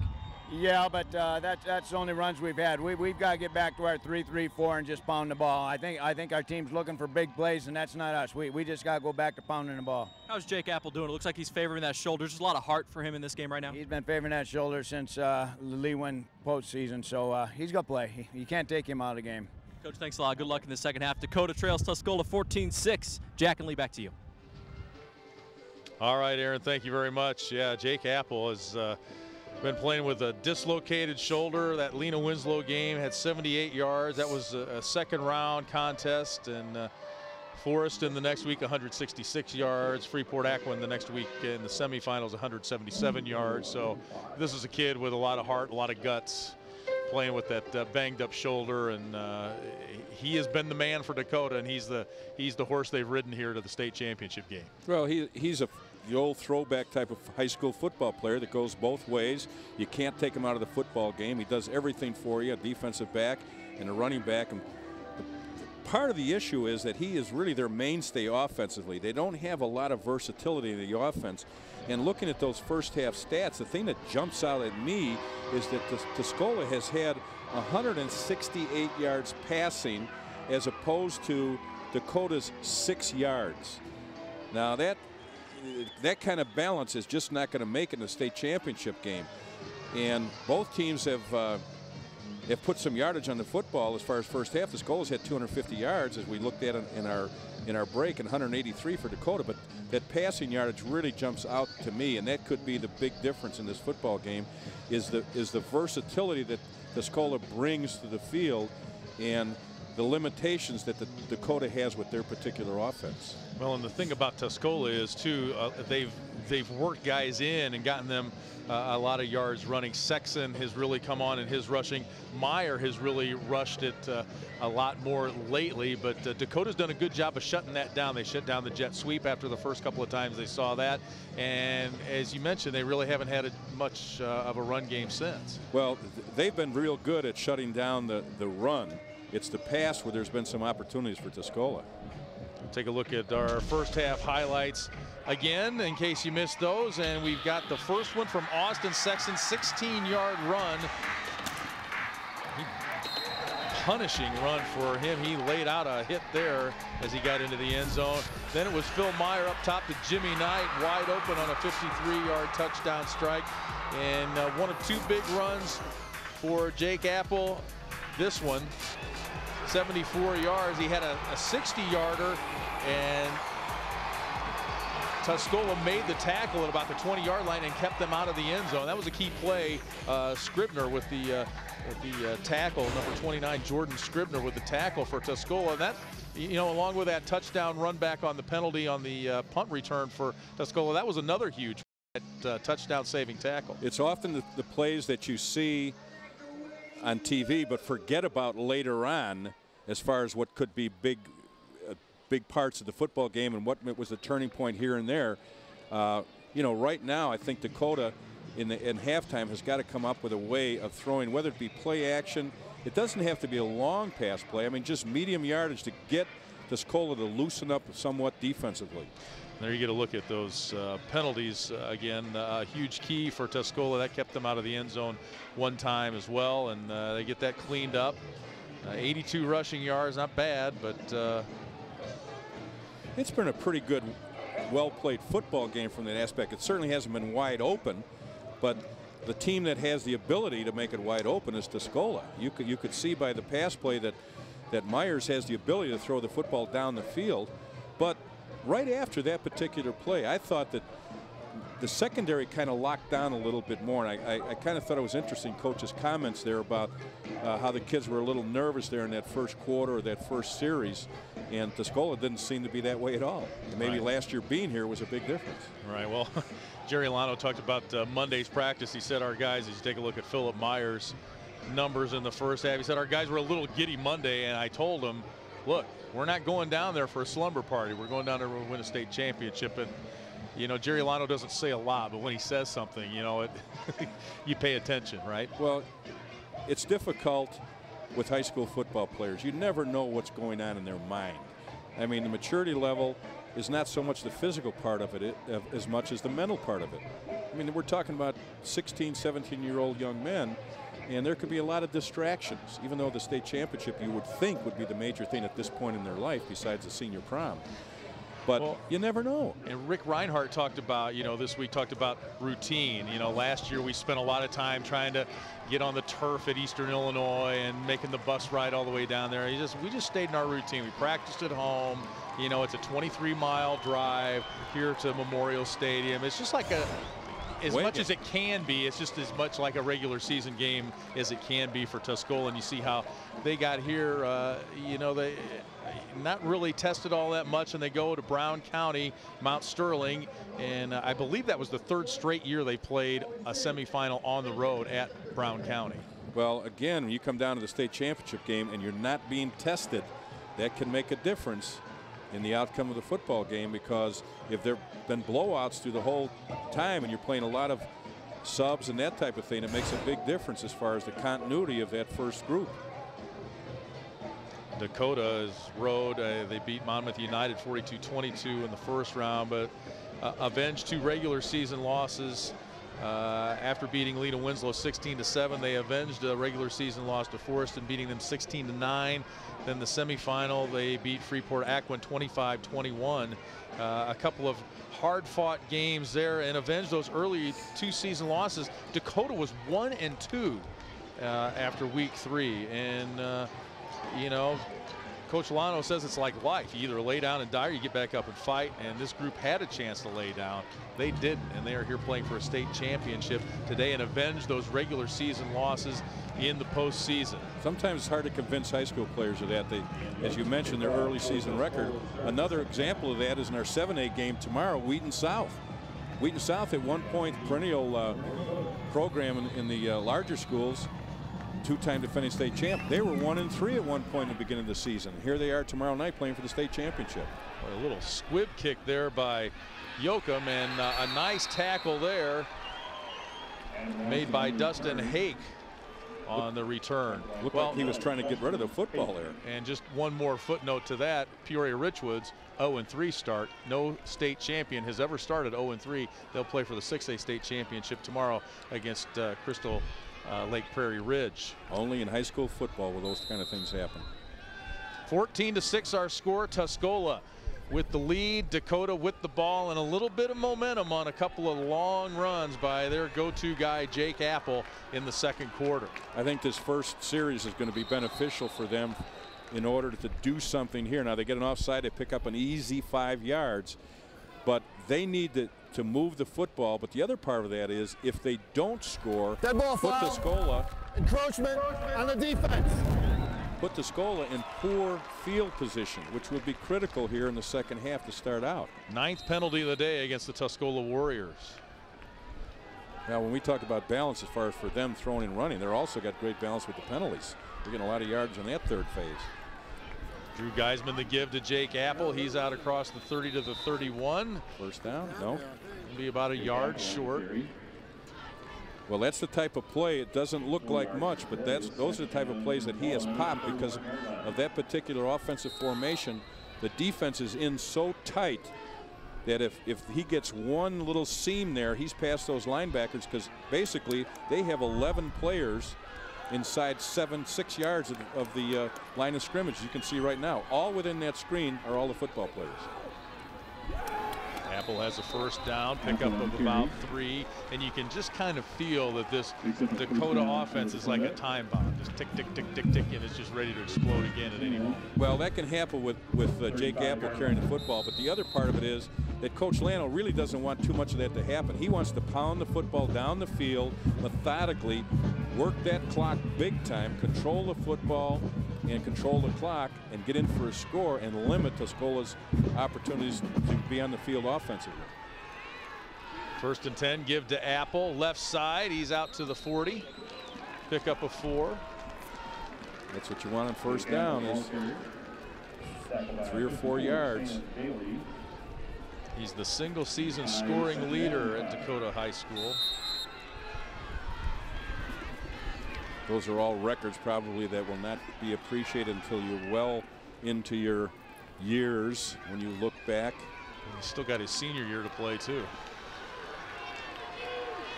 He'll come back and break his own record next year. There's 22 players all there within 7 yards of the football. And still Jake Apple able to manage 3 yards plus on the carry. Beside Jake Apple, the strength of that offense is the offensive line. Now, granted, they average 6'3", 255 pounds, but across the front, Lampe, Rule, Russell, Boyer, and Fine, those guys are the ones that are going to have a big part in if they leave this game today as the state champions. Because a lot of this pressure is on their back and on their shoulders. 3rd and 2. Geisman keeps it.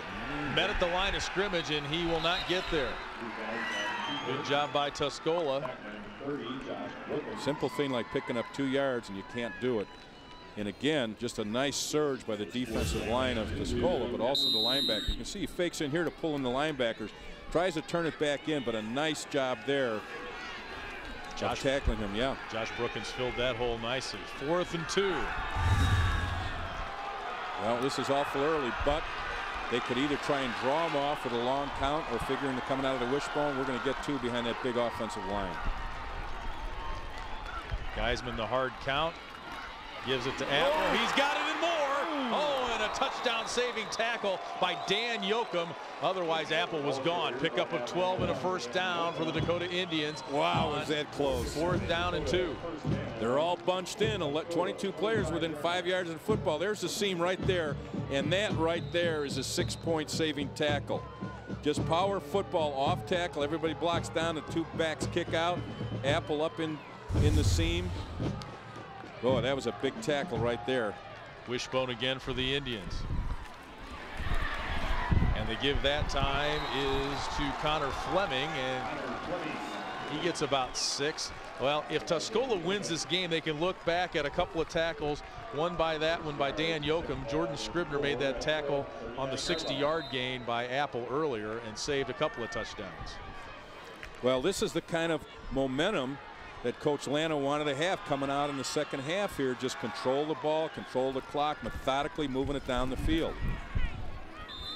And nothing is dramatic for the most part except that ankle saving tackle. They're just pounding away. As he mentioned, coming out was 3, 3, and 4, and that's basically what they're doing right here.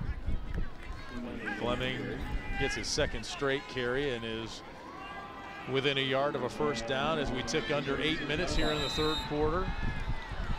And they have some good sized backs besides Apple. Apple's 195 pounds, but Fleming's 200 and Thompson's 210. So aside from big line, they've got some big backs. Apple has the first down. You can almost feel the fans here from Dakota kind of generating a little more enthusiasm. They feel as if this is the kind of football that we've been playing all year. And now look out, Tuscola, if we can continue to do this on this drive. 14 straight postseasons for Dakota. 10th play of the drive. We're over 4.5 minutes into it. Controlling the football, something Jerry Lano talked about. Again, secondary is all bunched up inside. Apple the give, he's got a lane, tripped up. Somebody got a hand on him and caused him to stumble and fall. He'll be marked down at the 22 after a pickup of 11. That's about the 4th time in this game that he has stumbled coming out, just tripped up right there, or he is gone. And we can't emphasize enough how many of these defensive players are right up on the line of scrimmage because of the formations that they run.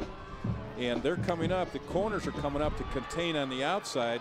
So once that ball's popped through the line of scrimmage, there's nobody there.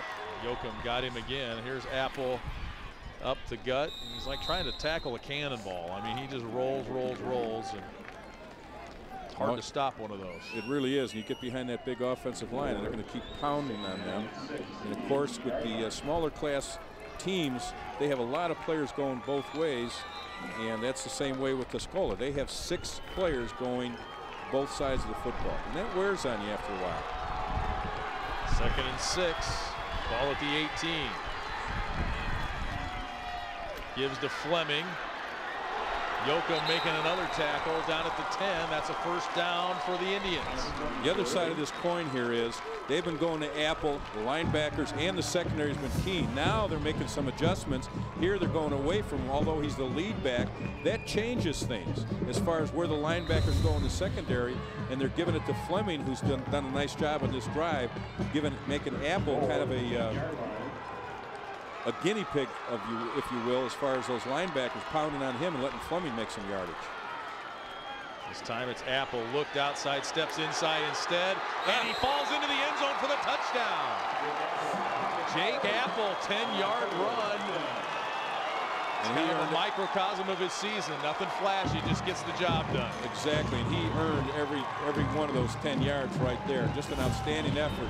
Good job at the point of attack by the offensive line. Look at right there, everybody is locked on somebody, but a good job there by Jake Apple of breaking those arm tackles by Tuscola. They weren't good sound tackles. With a back like that, he's going to run through those tackles, picks up the touchdown, and gets them right back in the football game. Onstock couldn't hang on, Sexton couldn't hang on, and Apple in for the score. Here's a big play in this ball game. 2-point conversion try for Dakota. The give to Apple. Yes. He reaches in. Yep. Signal is good. And we are tied 14-all. Great drive. 5:57 on the drive. Apple the 10-yard run. And Dakota has tied this ball game. 6:03 left in the third. Tied at 14. Jake Apple carrying the load for the Indians. And we are back and we are tied. Third quarter action. Dakota and Tuscola 14-all. Interesting note here, Jack, from Dave Berkson, our statistician. Dakota has outrushed Tuscola 3-1, but the total offense is even. And that's kind of the contrasting styles. We talked about that a lot last year in our first two state championship games. And these are contrasting styles, and right now they're all even. Little bouncer up the middle. Yoakum gets it. He's got good speed. He sure does, and he's down at the 43-yard line. Contrast of philosophies, really, when it comes to the type of offenses and what they want to do. Some teams are more big play, others want to control the clock and grind it out, and that's almost what we see here. Now, Tuscola is not, the real big play, but they, because of the fact that they throw the ball more often, they have more of opportunities for that kind of a play. Spreading them out again. Meyer tried to work a little option there and didn't have anywhere to go. He stopped for no gain. Actually a loss of 2. Difference right there is the line of scrimmage. Defensive linemen right now are controlling the line of scrimmage for the Dakota Indians. And this ball game could be determined at the line of scrimmage. Often in the trenches, they don't get the accolades because the backs that scored touchdowns do, but games are won and lost by the line of scrimmage. Those conflicting styles and philosophies underlined by that graphic there. Ooh. Phil Myers' pass tipped by Yoakum to Dylan Hole. That's the old tip drill. The old tip drill that almost turned into 6 points for Dakota because that ball was deflected and he was right on his man. There's nobody on the slot man here. And right there, he breaks in. Had he been watching the football, he might have made a pick there and gone for 6. Matt Ryan with the stop for Dakota. Dakota's got to make an adjustment on that particular formation because they had nobody at all on the slot man. After a good start, the Tuscola offense struggling now here in the latter stages of the second quarter and on into the third. Meyer looks to his left. Now trying to make something happen and will be short of the first down. Will be 4th and about 5, and Tuscola will more than likely punt here. What an excellent job by Dakota defensively. I mean, what a difference from that first quarter to what they're doing now as far as containing him. Part of that obviously is a great job downfield by the secondary, but the other part of that is they're not allowing him to get out on the edges and scramble around, and they've done a real good football job there. Dylan Hole to punt. He has a 51-yard punt to his credit this year. That one will take a Tuscola bounce and be down at the 21-yard line where Dakota will take over. Punt of 32, and it's Dakota with the ball and the momentum here in the third quarter. 4:03 to go. Rick Reinhardt trying to find a way to stop that cannonball that keeps rolling right at him.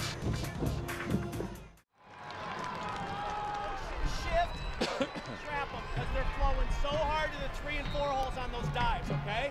So be ready for a overlap 4 shift 32 guard trap, okay? Just be ready for that, okay? We might come to that too. Might get outside on them too. They're thinking 3 and 4 holes. They're going to be diving in those 3 and 4 holes. And a little bit of the behind the scenes action for Dakota. Here's Jake Apple on his feet across the 30-yard line, close to a first down. It looks like he'll be marked just shy. Britton Kaufman, Dave Packer, Bill Bouchon, Mark Pfeiffer, Matt Wenger, the assistant coaches for Jerry Lano, and those are the unsung heroes of high school football, the assistant coaches who help make everything go. And they have to make all the adjustments. You can see right here, it's just a dive play, and he's just keeping his legs moving, and that's the key to running that behind that big offensive line. And he's about a yard short, half a yard short of the first down. Wishbone action this time. Apple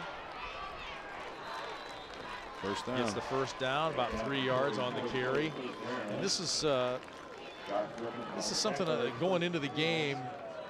Lena Winslow rushed for 385 yards in last year's title game. Tuscola's defense allowing 259 yards rushing to this point, with 3 and some change to go in the third.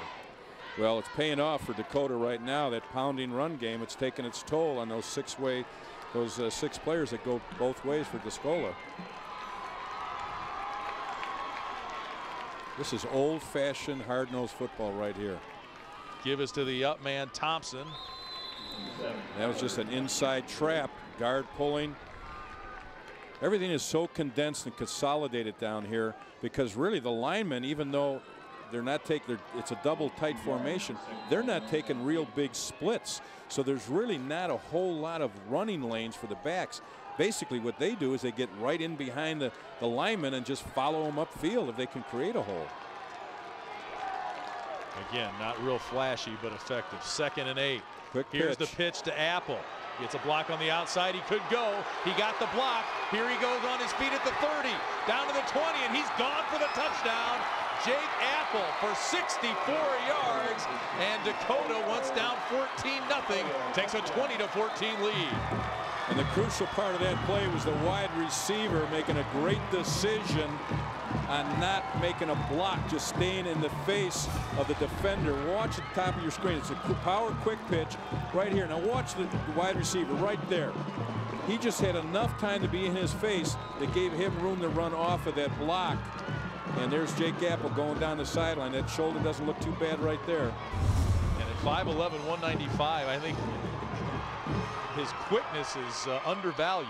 He really gets out there and goes, and now he dives in for the 2-point conversion, and it's suddenly an 8-point Dakota lead here with 2:12 to go in the third quarter. An 8-point lead and a giant momentum lead. Dakota has done a great job here of taking over the momentum. Just power right up front. You can see the offensive line making that surge and knocking Tuscola into the end zone, and just good power running there by Jake Apple. Jake Apple, a state championship wrestler at 171 pounds. And take a look at the pounding he's given to Tuscola here. 296 yards. That is a new Class 1A state record. Well, most coaches would love to have wrestlers in their program because they're just kids that are tremendously conditioned, and they're very tough kids. And anytime you can have a wrestler slash football player or football player slash wrestler, you want to have him. And he's a perfect example of that. And I remember when we did the Dakota game when they won the 2A state championship in 2007, there were several state championship wrestlers on that squad. Yes. They're just tough, hard-nosed kids, always in great condition. Last 2 Dakota drives, 78, 79 yards, all on the ground. Brookins will run it back for Tuscola to the 40. Now can they get the momentum back? Can they get something figured out offensively? Because they've been on 14 for quite a while now.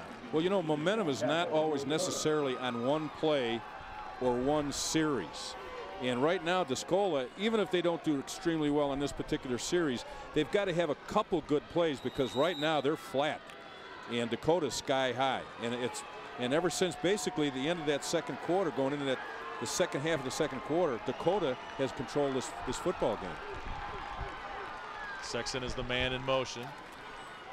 Give is to Brookins, and boy, met right there in the backfield and tackled for the loss. Zach Nose with the tackle, 6'2", 205-pound senior. Just running a draw here, but you can see, watch the draw, a little sprint draw, but he's never fooled. He stays right at home and makes the play.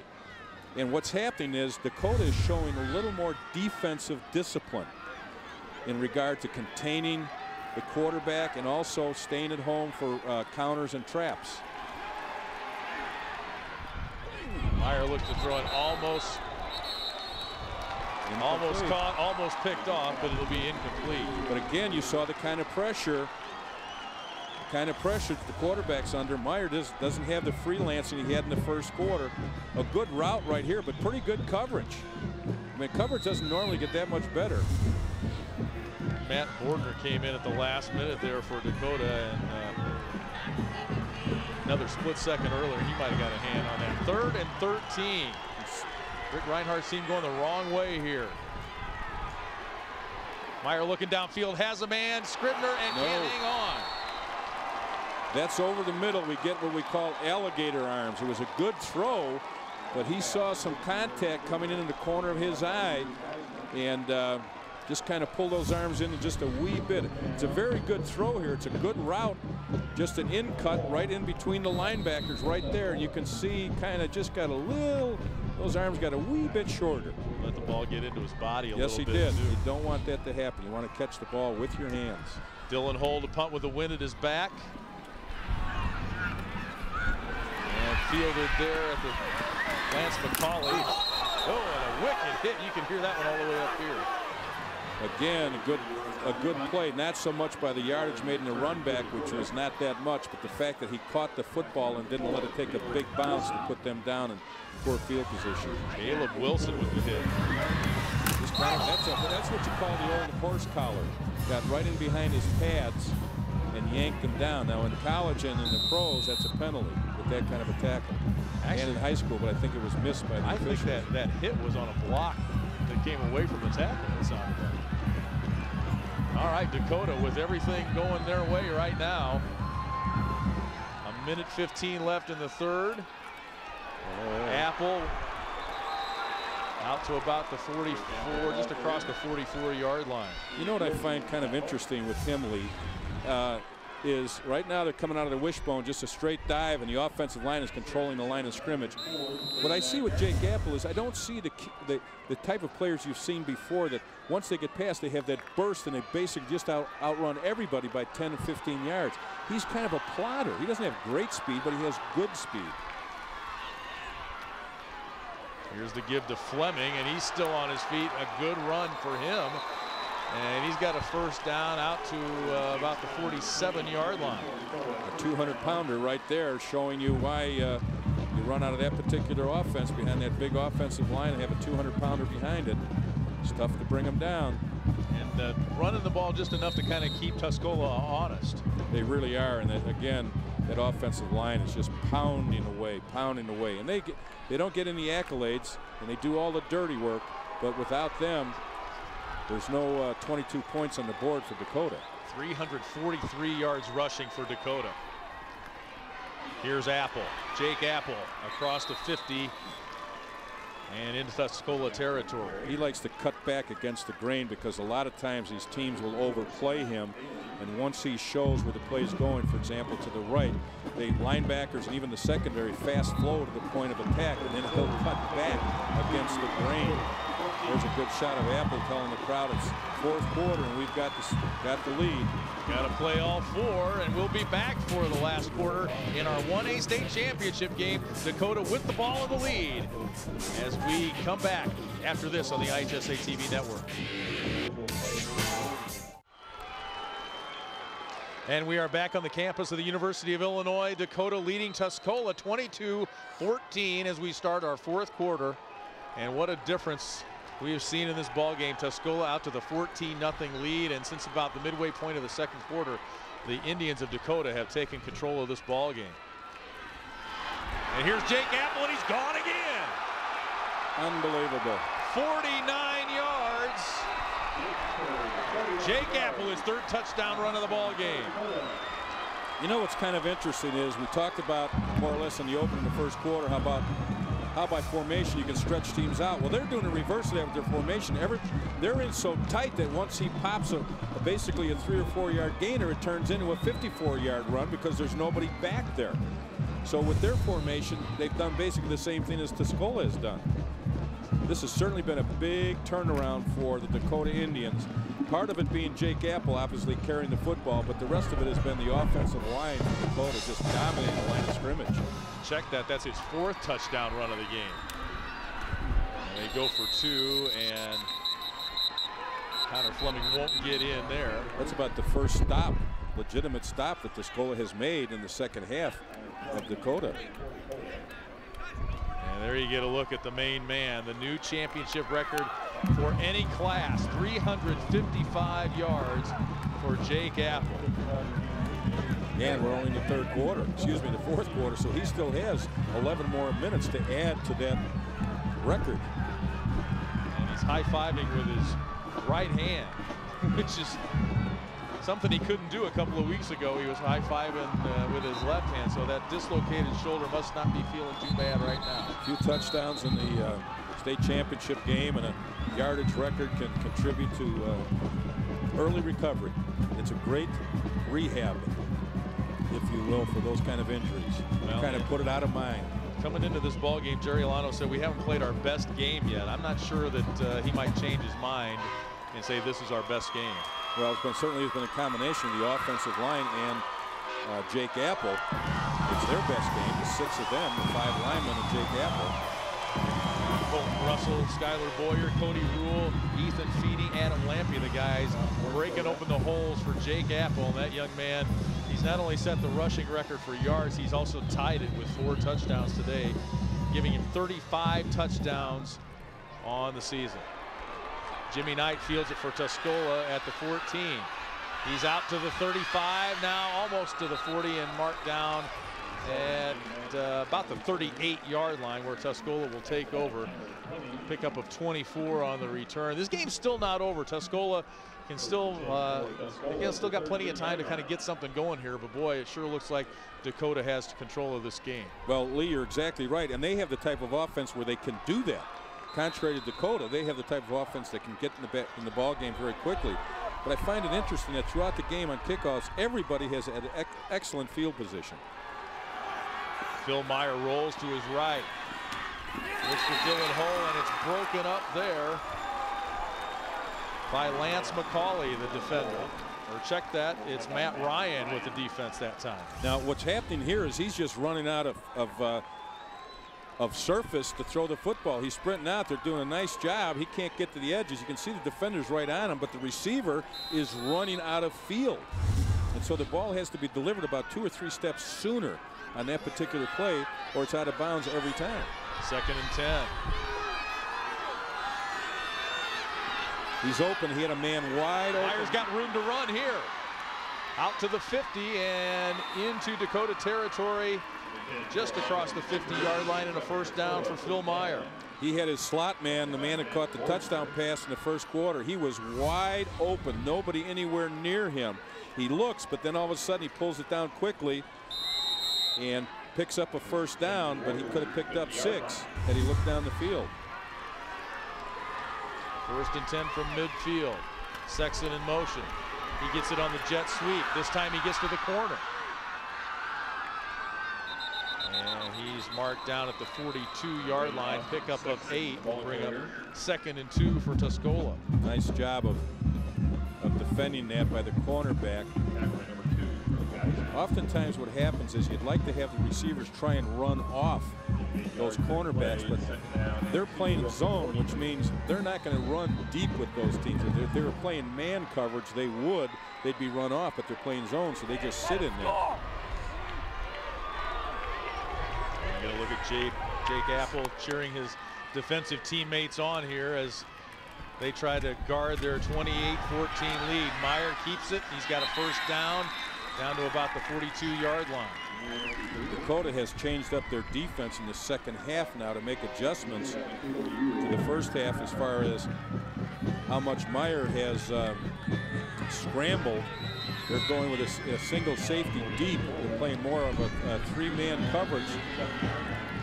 And they're just saying right now, you're going to have to throw the ball to get back in this football game, but our defensive front is going to outmatch. You can see that safety way deep. They're playing three deep coverage. Oh, face Meyer mask. sacked, but there's a flag and there will be a face mask. Andy Lampy got him, but it looked like he got his cage as he went down. Right now, the defensive front of Dakota is totally dominating the offensive line of Tuscola. Personal foul, face mask on the defense, 15 yards. Interesting, Dakota, as we mentioned early on, you can see the pass rush right here coming right up the middle. He just beats the center right here. Watch him get up. He gets chopped up, block, comes in and just grabs the face mask. But Tuscola's offensive line only averages 194 pounds as opposed to Dakota's offensive line, it goes 255, so you can see the differences up front. Might have been Skyler Boyer that got a hand on the face mask. There's Jimmy Knight with a great run down inside the 10-yard line. And it'll be 1st and goal after a pickup of 19. He gets in. This is crucial. He gets in early, and they're right back in the ball game. Again, the jet sweep, good kickoff block right there. Three missed tackles right there. Gets tripped up, or he's in the end zone. But they score here, they're right back in it, especially with this offense. Again, adjustments going to be made here now by Dakota. Dakota calling timeout with 9:53 to go. Rick Reinhardt's Tuscola Warriors trying to make this a one-touchdown game. We're back after this.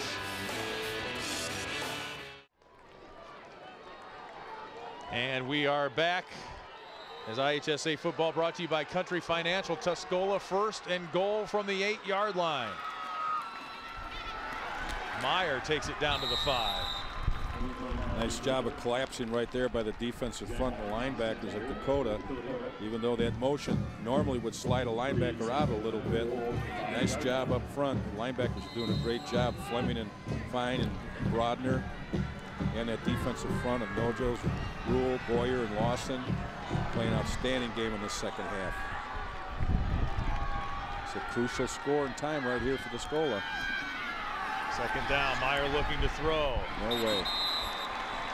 He wanted to run the slant route. They had single coverage out on the top of the screen to the split end. He was just going to run a simple slant, get inside position. Let's keep, all right, tries to get inside position right here, but the defender doesn't fall for it.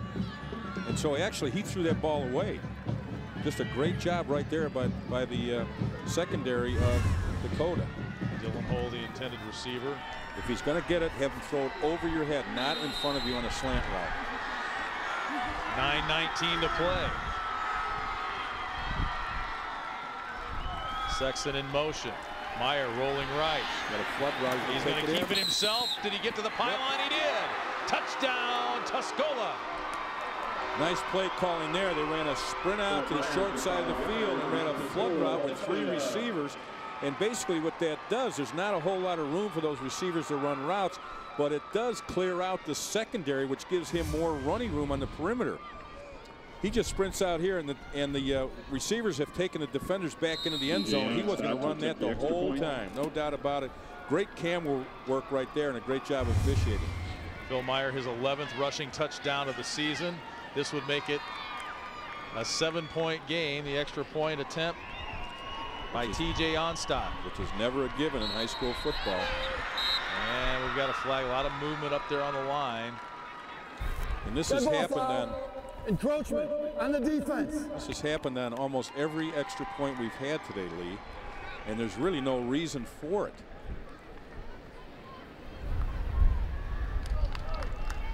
The Dakota players maybe jockeying, trying to get the Tuscola guys to jump. Tuscola will still just go for 1 here, trying to make it a 7-point ball game. Snap and hold are very important. Kick is up and good. It looked like Meyer had to handle a low one there, but the kick is up and good, and it's 28-21. That was the first score for Tuscola since the 8:48 mark of the second quarter. Well, we talked about the dominance and the tempo and how it swung towards Dakota in that second quarter. Just a good job here by Meyer getting out on the edges. And you can see by the blocker, he wasn't going out to be a passer. That was going to be a run the whole way, predetermined, but they used the receivers as decoys down in there to get them off the line of scrimmage. That was Josh Brookins with the little, almost a pancake block there to get Meyer into the end zone. Well, Tuscola's made a statement there with that drive. That was a key drive at a key moment in this ball game. Well, it really was. And the fact right now that Dakota now is back to their philosophy of 3-3-4. If they can control that tempo and the clock, they can put it away. But if they are 3 and out, look out. We've got ourselves a heck of a football game right here. You know, and it's all come down to 14 weeks of games and all through the summer and winter in the weight room. And here you are down in the state championship games in Champaign on a beautiful day. It doesn't get any better than this, Lee. Yoakum kicks a roller, and it's down there, and Dakota will take over at their own 33-yard line. 9:13 to go, and Jake Apple will have at least one more drive to shine as a junior on a record-setting day for him here in Champaign. Well, he needs to make sure he shares that record with that offensive line. They need to be put in parentheses underneath his name in the trophy case at Dakota. Now the Tuscola defense might have something to say about that before this is all said and done. They do come up and make a stop there. No gain that time for Jake Apple. On stop, in on the stop, and we haven't said that very often today. No gain for Jake Apple. Not at all, but the defensive line had everything to do with that particular play because they really stuffed the offensive line. Watch, there's no movement right here. He tries to cut this back with a little trap. Linebackers come up. Excellent job of playing defense right there. That's just good, solid football. On stop, the first team All-Stater got his nose up in there on that one. Second down, they call it 9. Pitch to Apple. He's headed for the sideline. He got to the corner just enough to pick up 3 or 4, maybe 5. I think he landed on his shoulder on that play. Or his ankle. He's really getting all banged up here. It looks like his ankle. Just a quick pitch, and all that is to get him out on the edge, and a good effort on his part to get a little more yardage because there really was nothing there. Let's see right there. That's where he kind of hurt the ankle. Defensive play right there, and that's what you need to do to bring him down. You got to stop him earlier. He's gone. 3rd and 3. Wishbone formation. Apple on the sideline. It'll be Geisman keeping it himself, taking it for the first down out near midfield, brought down at the 48-yard line. So it's the quarterback calling his own number, Drew Geisman. He's rushed for just 375 yards on the regular season, actually up until week 14 here, week 13, 14. Hard to keep track of it all. It really does. It's a long season, but it's culminated down here. Now that was just a great job. Even though they came out of the wishbone, they spread him out because they were thinking about the pitch, but there was no way that he was going to be pitching that football. He was tucking it and picking up that first down, run that clock. Apple's really limping on that ankle on the sideline. Well, Fleming will be their go-to guy now, as he was in that third quarter. That was McCauley with the carry that time. They've got some, they have a stable of good backs, but they're always in the shadow of Jake Apple. The other backs are good, solid runners behind the type of offense that they run here at Dakota. Fleming's a 200-pounder, and Thompson's a 210-pounder, and McCauley's a good-sized back behind a big offensive line. Apple's down there asking for his helmet, trying to walk it off. 2nd down and 7 for Dakota. Ooh, and a punishing hit after a pickup of just a couple for Fleming. Now this is going to be a big down right now. Big down for Dakota. Clock running, but still time left for Tuscola as we hit the 7-minute mark of the 4th quarter. A lot of teams would say, well, we've got plenty of time left, but over there you can tell Coach Reigard is thinking to himself, they control the clock usually with 5 to 7 minute drives and sometimes 8 minutes. So this is a big, big crucial play right here in the state championship game. Big 3rd and 5. Jake Apple's back out there.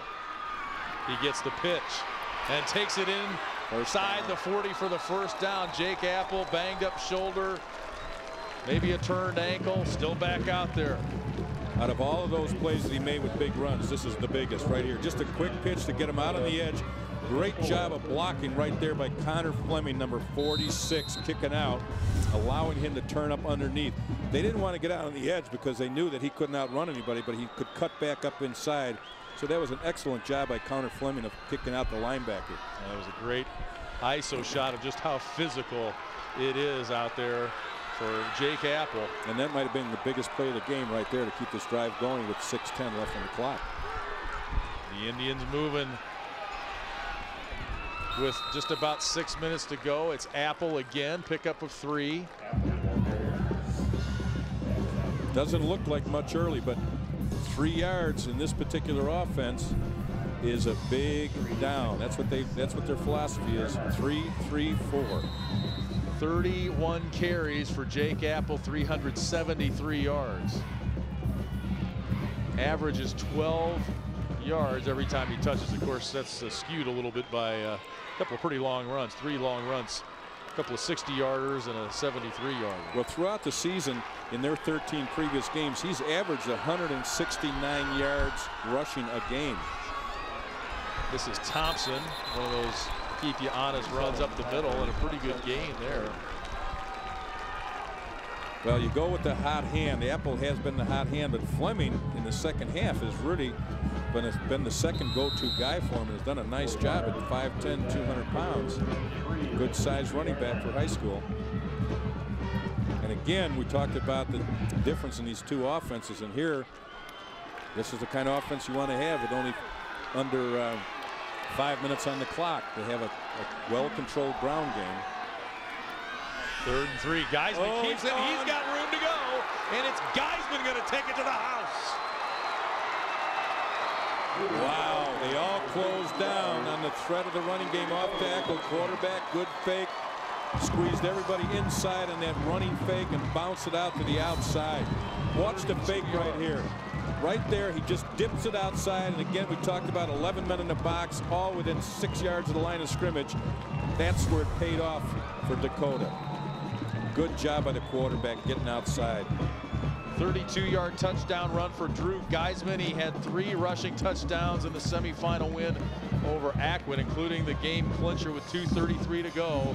And he comes up with one that looks like will ice it for Dakota. Oh, extra point, hit the crossbar, actually hit the upright on the left side. Dakota still fired up though. They lead it by 13 with 4:40 to go here in the 1A state championship. Geisman with the touchdown run. And it's Dakota in control with 4:40 left.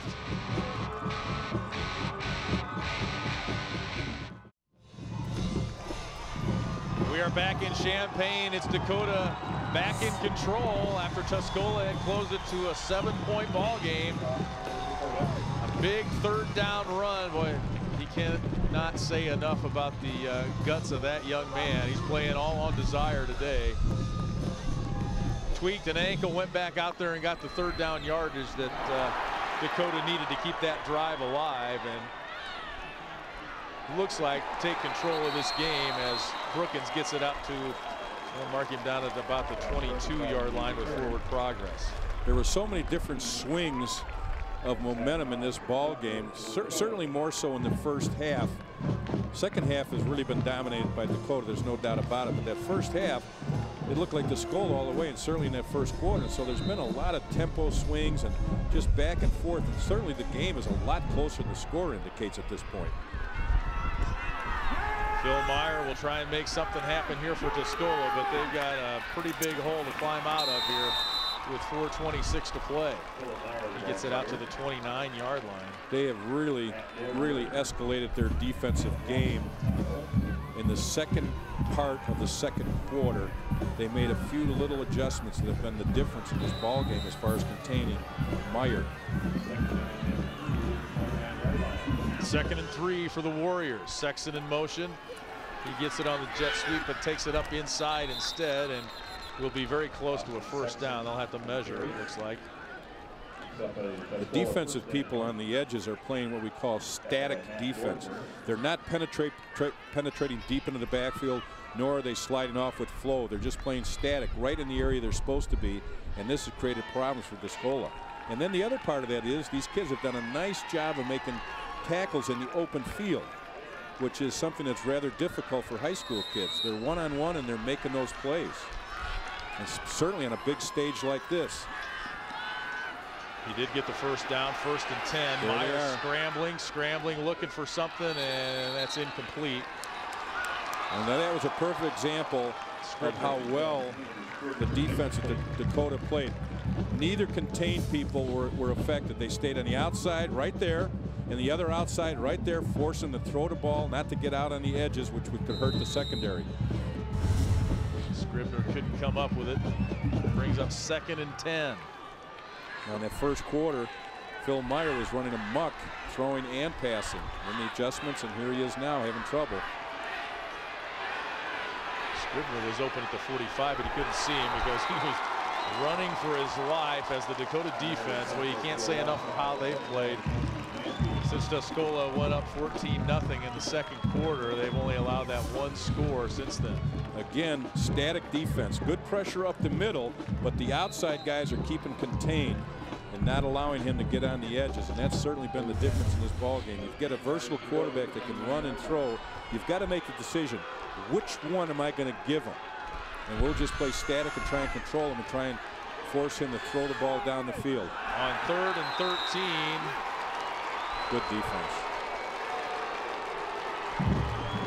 Obviously, the people from Tuscola don't feel that way. But you see he comes in behind, tries to sit in the hole right there, and maybe they have something to complain about. Just about a half step too soon, I thought. We have the advantage up here with instant replay and great camera work. The officials down there making a quick decision. From where he was, it looked like it was just instant contact. Last gasp here for Tuscola, down 34-21 on 4th and 13. Again, that safety is about 15 yards down the field, and in 3 deep, they're all playing a lot looser. They're going to give him that first down if they're going to give him anything. Look at that penetration. Meyer chased down and brought down by Adam Lawson with the sack. Big play. Now for a 6'3", 230-pound senior, he's got a lot of mobility. Just a nice job here. He's trying to get out on the edge and create a problem, but you can see Adam Lawson is not going to be any part of it. Moves well for a 230-pound man, young man. 6'3", 230. And under 3 minutes to go now, and Dakota has the ball at the Tuscola 22-yard line. And it is going to be nothing fancy here at all. It's just going to be apple right, apple left, or Fleming right, Fleming left.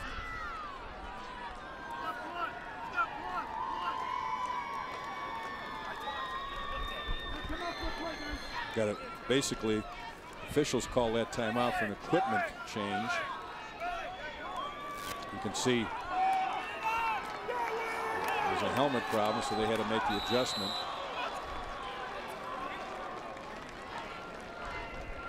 Brett Willing sent out there to replace the man with the helmet issue.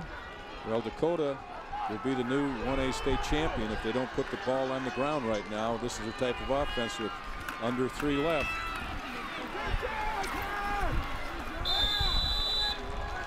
It's Fleming with it. I've seen a lot of timeouts right now by Tuscola.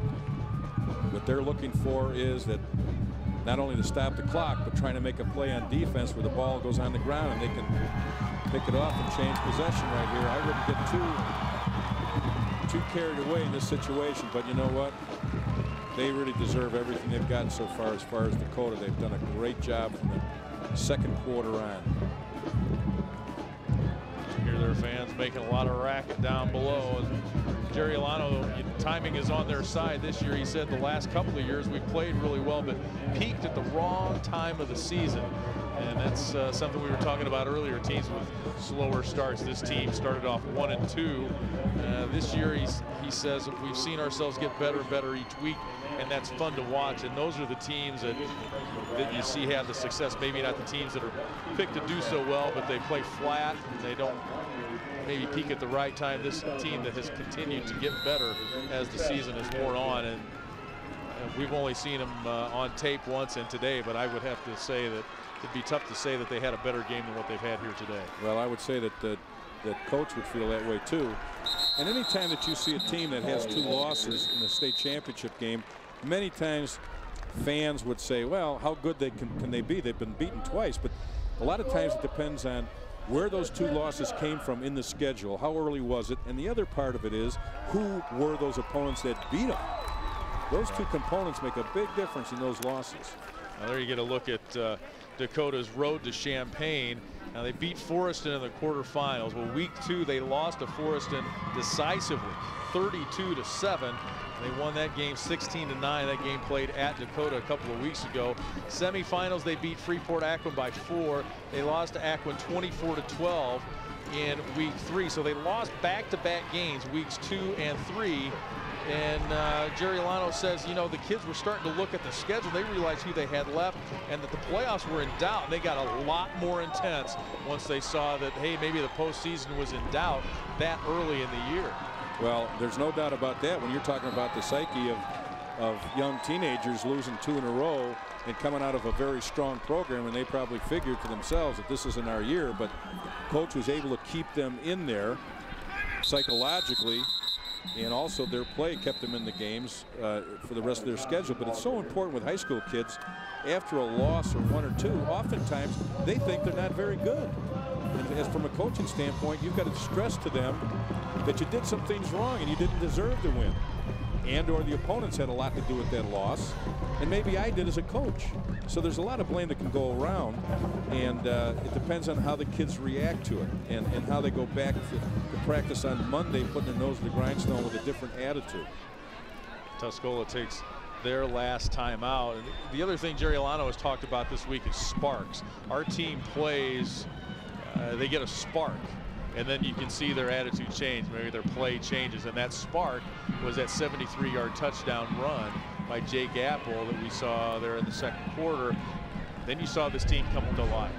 Well, he came to life and the whole team did, but part of that too psychologically was the offensive line started controlling the line of scrimmage, and their philosophy of 3, 3, and 4, which means 3 yards, 3 yards, and 4, came to fruition, and it was based on the offensive line. They regained confidence in themselves.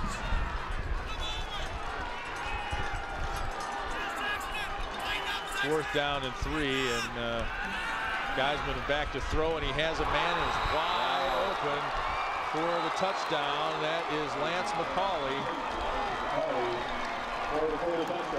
You're in a tough spot there. I mean, you're so close to the end zone that that's a surprise. That's a big surprise score there. Not that it's not well executed, but obviously Tuscola had no idea that they would ever do that, and I'm sure Coach Reinhardt didn't think they would ever do that either. Thus the perfect time to play, and then you see Jake Apple with the exclamation point on the other side. That shoulder looked pretty good on that victory celebration there with 2:37 to go. Well, figuring that he's only thrown 75 passes in 13 previous games, and the last time he touches the football, he throws a touchdown pass in the state championship. Point after is good to make it 41-21, and that takes any possibility of drama left out of this one for Jerry Alano and the Dakota Indians. And you look at Tuscola, and you can't, it's so hard for a team to get here, and then you look and, well, we didn't win. Well, you got to still look at it. What a successful season! What a successful program you built. You've been in 5 of the last 6 state championships. It's an amazing program to do that. It's a hard pill to swallow when you're here and that happens to you, whether it be a player or a coach. Next week, things will fall into perspective. they'll realize that they had to have a heck of a year to get here, and they just happened to be beat by a team that was playing better than them on this particular game. Now, having been in this game myself, there are times when you could play a team that you might beat, but if you play them 10 times, they might beat you 8 times, but it was just your day. You were working on all cylinders, maybe they were a little down, or you had certain breaks. So there's a lot that's involved with it. Certainly at the high school level, those things come into play. And it's just amazing, too, the shifts in momentum as Sexton brings the kickoff back out to the 36-yard line. You looked at it in the second quarter. Tuscola was up 14-0. Things were kind of going their way. Dakota had 7 yards rushing. And it was just, you know, this is could have been an ugly game. Now Dakota has 470 yards rushing. Well, I think it's a great testament to Coach Lano that he has faith and confidence in not only the offensive package that he put together, but in his players and his offensive line, certainly, that they would eventually start controlling that line of scrimmage, and then the offense would start working down the field.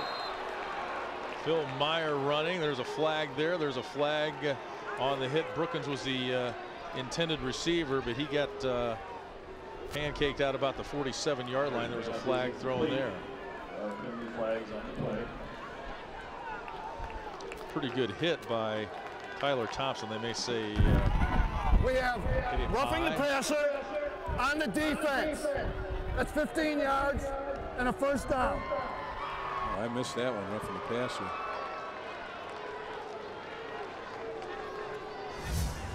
Let's take a look right here. Well, it was a non-catchable football, but still in high school football, this is unnecessary right here. And I think part of it had to be with the new helmet-to-helmet contact where the butt of his helmet made the contact. Personal foul on the defense, 15 yards. At full speed, it looked like a clean hit. It did, but I think it was the way in which it was generated. Now that ended up being a 30-yard penalty. Take a look at right here where his helmet goes. That's the one penalty, and then here comes the other one right there. You see where his helmet was, right up underneath. So good calls by an outstanding officiating crew. Yoakum is a great little scat back, and he is tough to bring down. At 5'8", 150, he can get out there and motor. I find it interesting in the high school championship game, and colleges are different, pros are different, obviously, but in high school, they don't look up at the scoreboard. They're looking at, I've got a play ahead of me, and they run it hard, and that's exactly what they're doing here. They're gonna play out the game, try and punch one in, and make that score look a little more presentable. Bill Myers' pass complete to Sexton. And really, the only thing about this game that at this point that's not as presentable as it could be is that score. And it certainly does not indicate how well this game was played, nor how well it went back and forth. I thought this was a very well-played football game, and it's very exciting in many cases. Meyer rolling left, looks for Scribner, has him, and forward progress. He'll have a first down. Good effort on his part. Now, a play like that, if the game was right now, we're going in for a score with under 2 minutes, and we're tied. That would have been an incredible play. But it's the significance of when it falls into place. But that was a great catch and a great effort to get that first down. Now they can still get a first down without scoring here. Meyer looks. Jimmy Knight can't hang on. Be 2nd and 10. Coming up, we've got KZ Westfield against Morrison for the 2A state championship game here on the IHSA TV network. Jack and I will be here with you for that one. And that should be another good football game played by 2 excellent football teams. And we've got 3A and 4A to follow, followed by 4 more games here tomorrow. Meyer looking into the end zone, and that'll be pass interference against Drew Geisman, the senior. Oh no, they're saying it was deflected, so that penalty picked up. Right there, you can see how the ball changed not only direction but how it was. So sure was. If it's tipped, it's not a interception. Or excuse me, penalty. good effort there by the defensive lineman, getting their hands up, knowing that it was going to be a flatter trajectory pass because of where they are in the field.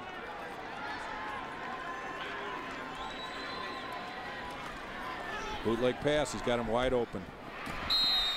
Touchdown Tuscola, Meyer to Scribner.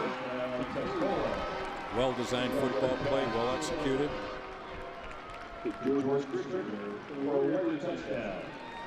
Coming away from, they had been going to the left, and now they come back with a little waggle or bootleg. You see him fake in one direction, come back, the guard pulls, tight ends dragging right across the field, wide open, 6 points. Now they ran that play. That was kind of a go-to play earlier in the game when they were successful in a couple of their drives, but then Dakota had stifled them, and this is the first time they've come back to it for 6. Scribner's 9th touchdown catch of the year, 26th. Check that 27th touchdown pass of the season for Meyer. The extra point was no good. 41-27 our score with 1:39 left in this one. Dakota just 1:39 away from claiming their 3rd state championship under Jerry Lano, the 3rd since 2005. Those first 2 were Class 2A state championships, and this will be their first 1A state championship. Well, on the other side of the coin for Tuscola, they came in 2nd last year, and they won it in 2009. So they obviously have reservations down here in Champaign on a regular basis. It's as we mentioned earlier, it's a Thanksgiving tradition for the kids from Tuscola, and it was Josh Brookins who said next year's going to be weird. You know, I don't know what we're going to do on Thanksgiving. We're used to spending Thanksgiving practicing for the state championship game. And this is an unusual thing for them to be going with an onside kick because normally they haven't been behind. That's one thing you don't want an offensive lineman to do is try and pick it up like he's an infielder in baseball. Don't think they had all of the hands team up front there. Well, that ball should have been, he should have let it just go through. When it's kicked that hard, you usually tell your lineman up front, let it go through and get further back. Now he bends down right there, and it's like he dropped his change in the cafeteria. And I'm sure the guys will razz him about that. That's Skylar Boyer there, number 55. The kids will tell him, well, you had your chance to run with the football in the state championship game and you didn't take advantage of it. Dakota now in their victory formation. Tuscola, their 5th title game in the last 6 years. They'll take home another 2nd place trophy here. Another fantastic season under Rick Reinhardt. They'll finish 11-3. The greatest formation in high school football to be in, and to be in it in the state championship game is just outstanding. That's a coach's dream. Let us be in that formation with less than a minute to play in the state championship. Really a fun 1A game, though. It was Tuscola 14-0. Dakota came back and had control of it. It was 28-14, and you thought, well, that might be the end of Tuscola, but they came back and drove down, scored, make it 28-21, and we had ourselves a ball game right there. And then it was, as it's been all day, Jake Apple with that big 3rd down run, and Dakota took it on in for the score later. There's a good shot of Jake right there, and he's the safety on this particular offensive play, and they're the state champions, well deserved. There's the coach that gave up the job so he could spend more time with those little grandchildren, and then he still wins the state championship. What a neat story that is. The Dakota Indians, your Class 1A state champions for 2011, and Jake Apple, what a day he had. 31 carries, 373 yards.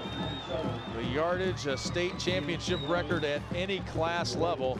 4 touchdowns, including that 74-yard touchdown run that really got Dakota geeked up, so to speak, and got them on the comeback trail, got them within 14-6. And after that, it was basically all Dakota. Well, the accolades go out to Jake Apple, but from a coaching standpoint, I'd like to really credit that offensive line of of Dakota. They really did a great job when they really needed to after that, in that second quarter when they were down and it was go-to time, and were they going to stumble or were they going to pick it up and do something about it, and they did. Between Lampy, Rule, Russell, Boyer, and Fine, they did a great job up front throughout that second half and that second part of that second quarter, bringing them back into the football game. And you can see the Tuscola guys congratulating Jake Apple. They know when they've seen a great performance, and as a player, as an athlete, you can appreciate that. And that a special day for Jake Apple. Of course, his linemen get a brunt of the credit, but you know, he's a special athlete himself. Well, the thing is, what's interesting is he's down there knowing he had a pretty good football game, but he has no idea there's a record that he set today. You know, he'll know, well, I scored and I had a good game, but he doesn't know about the records. We picked it up. We might see him back here again next year. The junior leading Dakota to the state championship, their third. And hey, they just won the volleyball state championship in Dakota a couple of weeks ago. Now they've got another trophy, a football trophy for Jerry Lano's Dakota Indians, winning it here 41-27. They are your 1A state champions.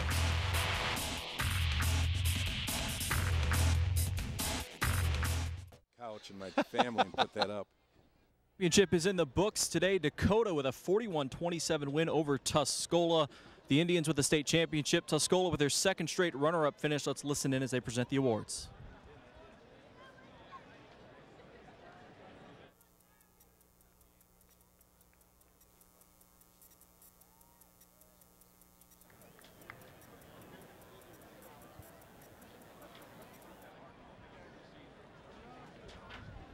Now, Mr. Connor will present. It's a special day for Dakota, of course. Tuscola, your 2011 1A state runner-up. They play a great schedule.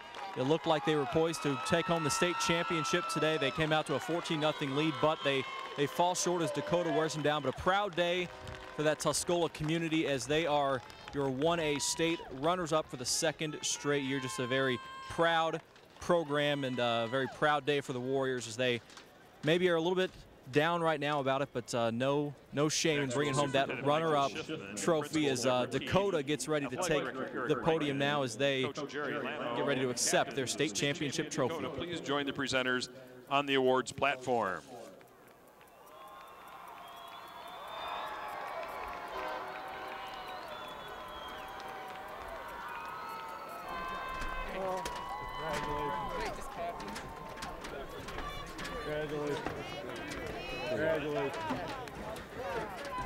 Jim Boyd and Jim Quaid will present a special medallion to the administrators and individual awards to Coach Lano and his team captains.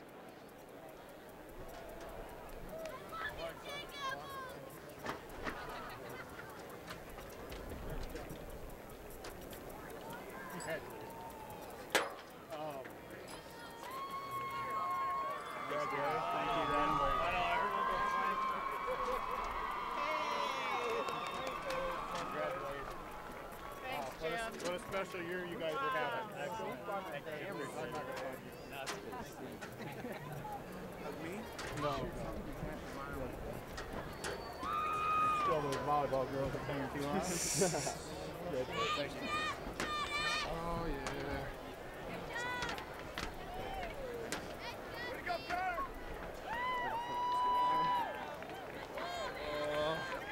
Now Mr. Boyd will present this year's state championship Class 1A team trophy to the Indians of Dakota, who finished the season with a final record of 12 wins and 2 losses.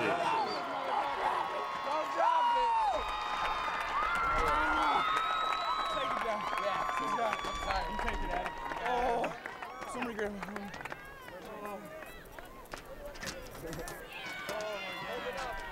Hold it up. Crowd up there.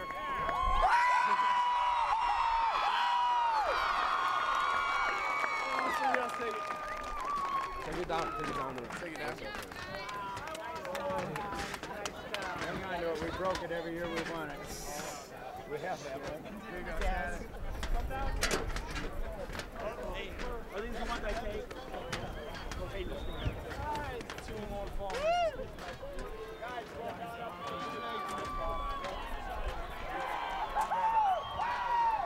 hands. That concludes. So congratulations to the Dakota Indians. They are your 1A state champs, 41-27 over Tuscola. We'll be back with lots more right after this.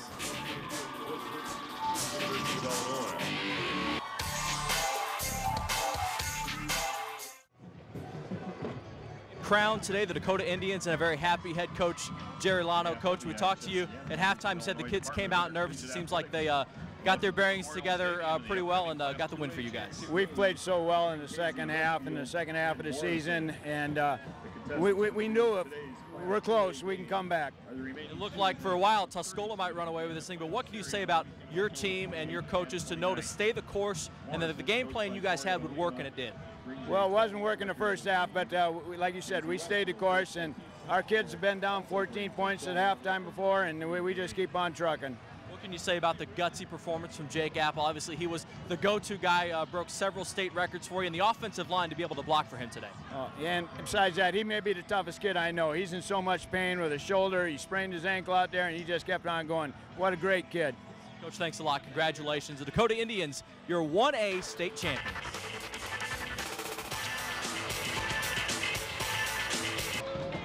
All right, Aaron, thanks a bunch. Yeah, Jake Apple's performance today is one they'll be talking about for years to come.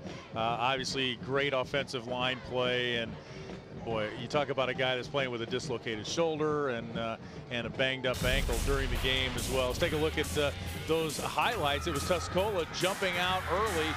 Austin Sexton, 16-yard touchdown run, laid out a little punishment there as he falls into the end zone.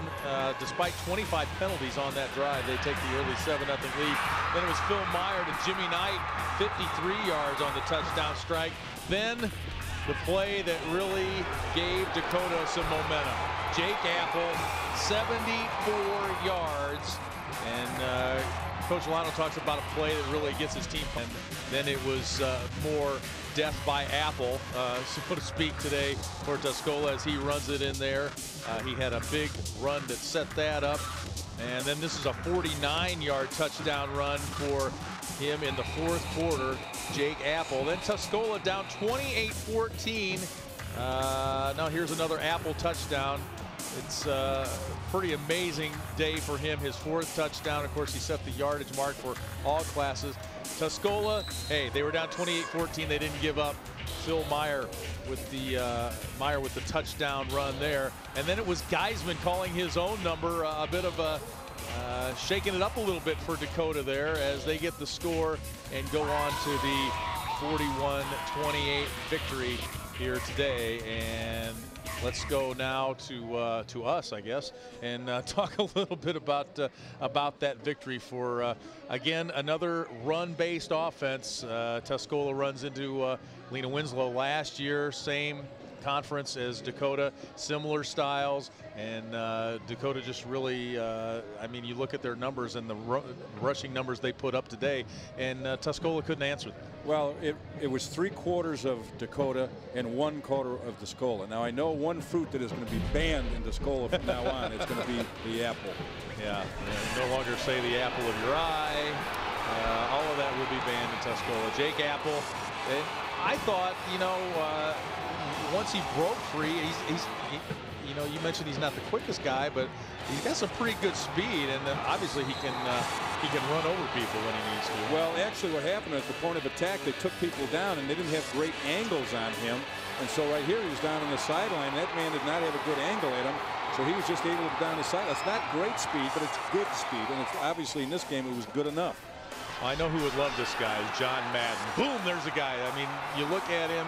He's all banged up, the shoulder, the ankle. He's got that high roll collar. I don't know about the pink gloves, but he's pretty much a throwback kind of football player. But he's a wrestler, too, and it makes such a big difference. I mean, those just are tough kids. You combine that with football and wrestling, the two toughest sports you can find in high school athletics, and now you have the making of a Jake Apple, and he's coming back next year, so who knows what's going to happen. Right, that wrestler mentality, and you know, with Jerry Lano as head coach, that system will still be in place at Dakota. Jerry Lano retired last year, was talked back into it, hasn't really committed about next year yet if he's back And even if he's not back, I don't see things changing much offensively at Dakota. Can you imagine being a football coach, coming back out of retirement after having a great career, going to the state championship, winning it, and now having a good team coming back? Now you're indecisive what you want to do. Boy, I'd like to have those options.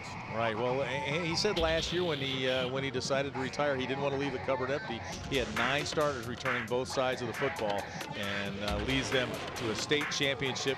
Congratulations to Tuscola on a great season. Congratulations to Dakota on a championship season, winning 41-27 here in our state championship game in 1A. 2A football coming your way on the IHSA TV network.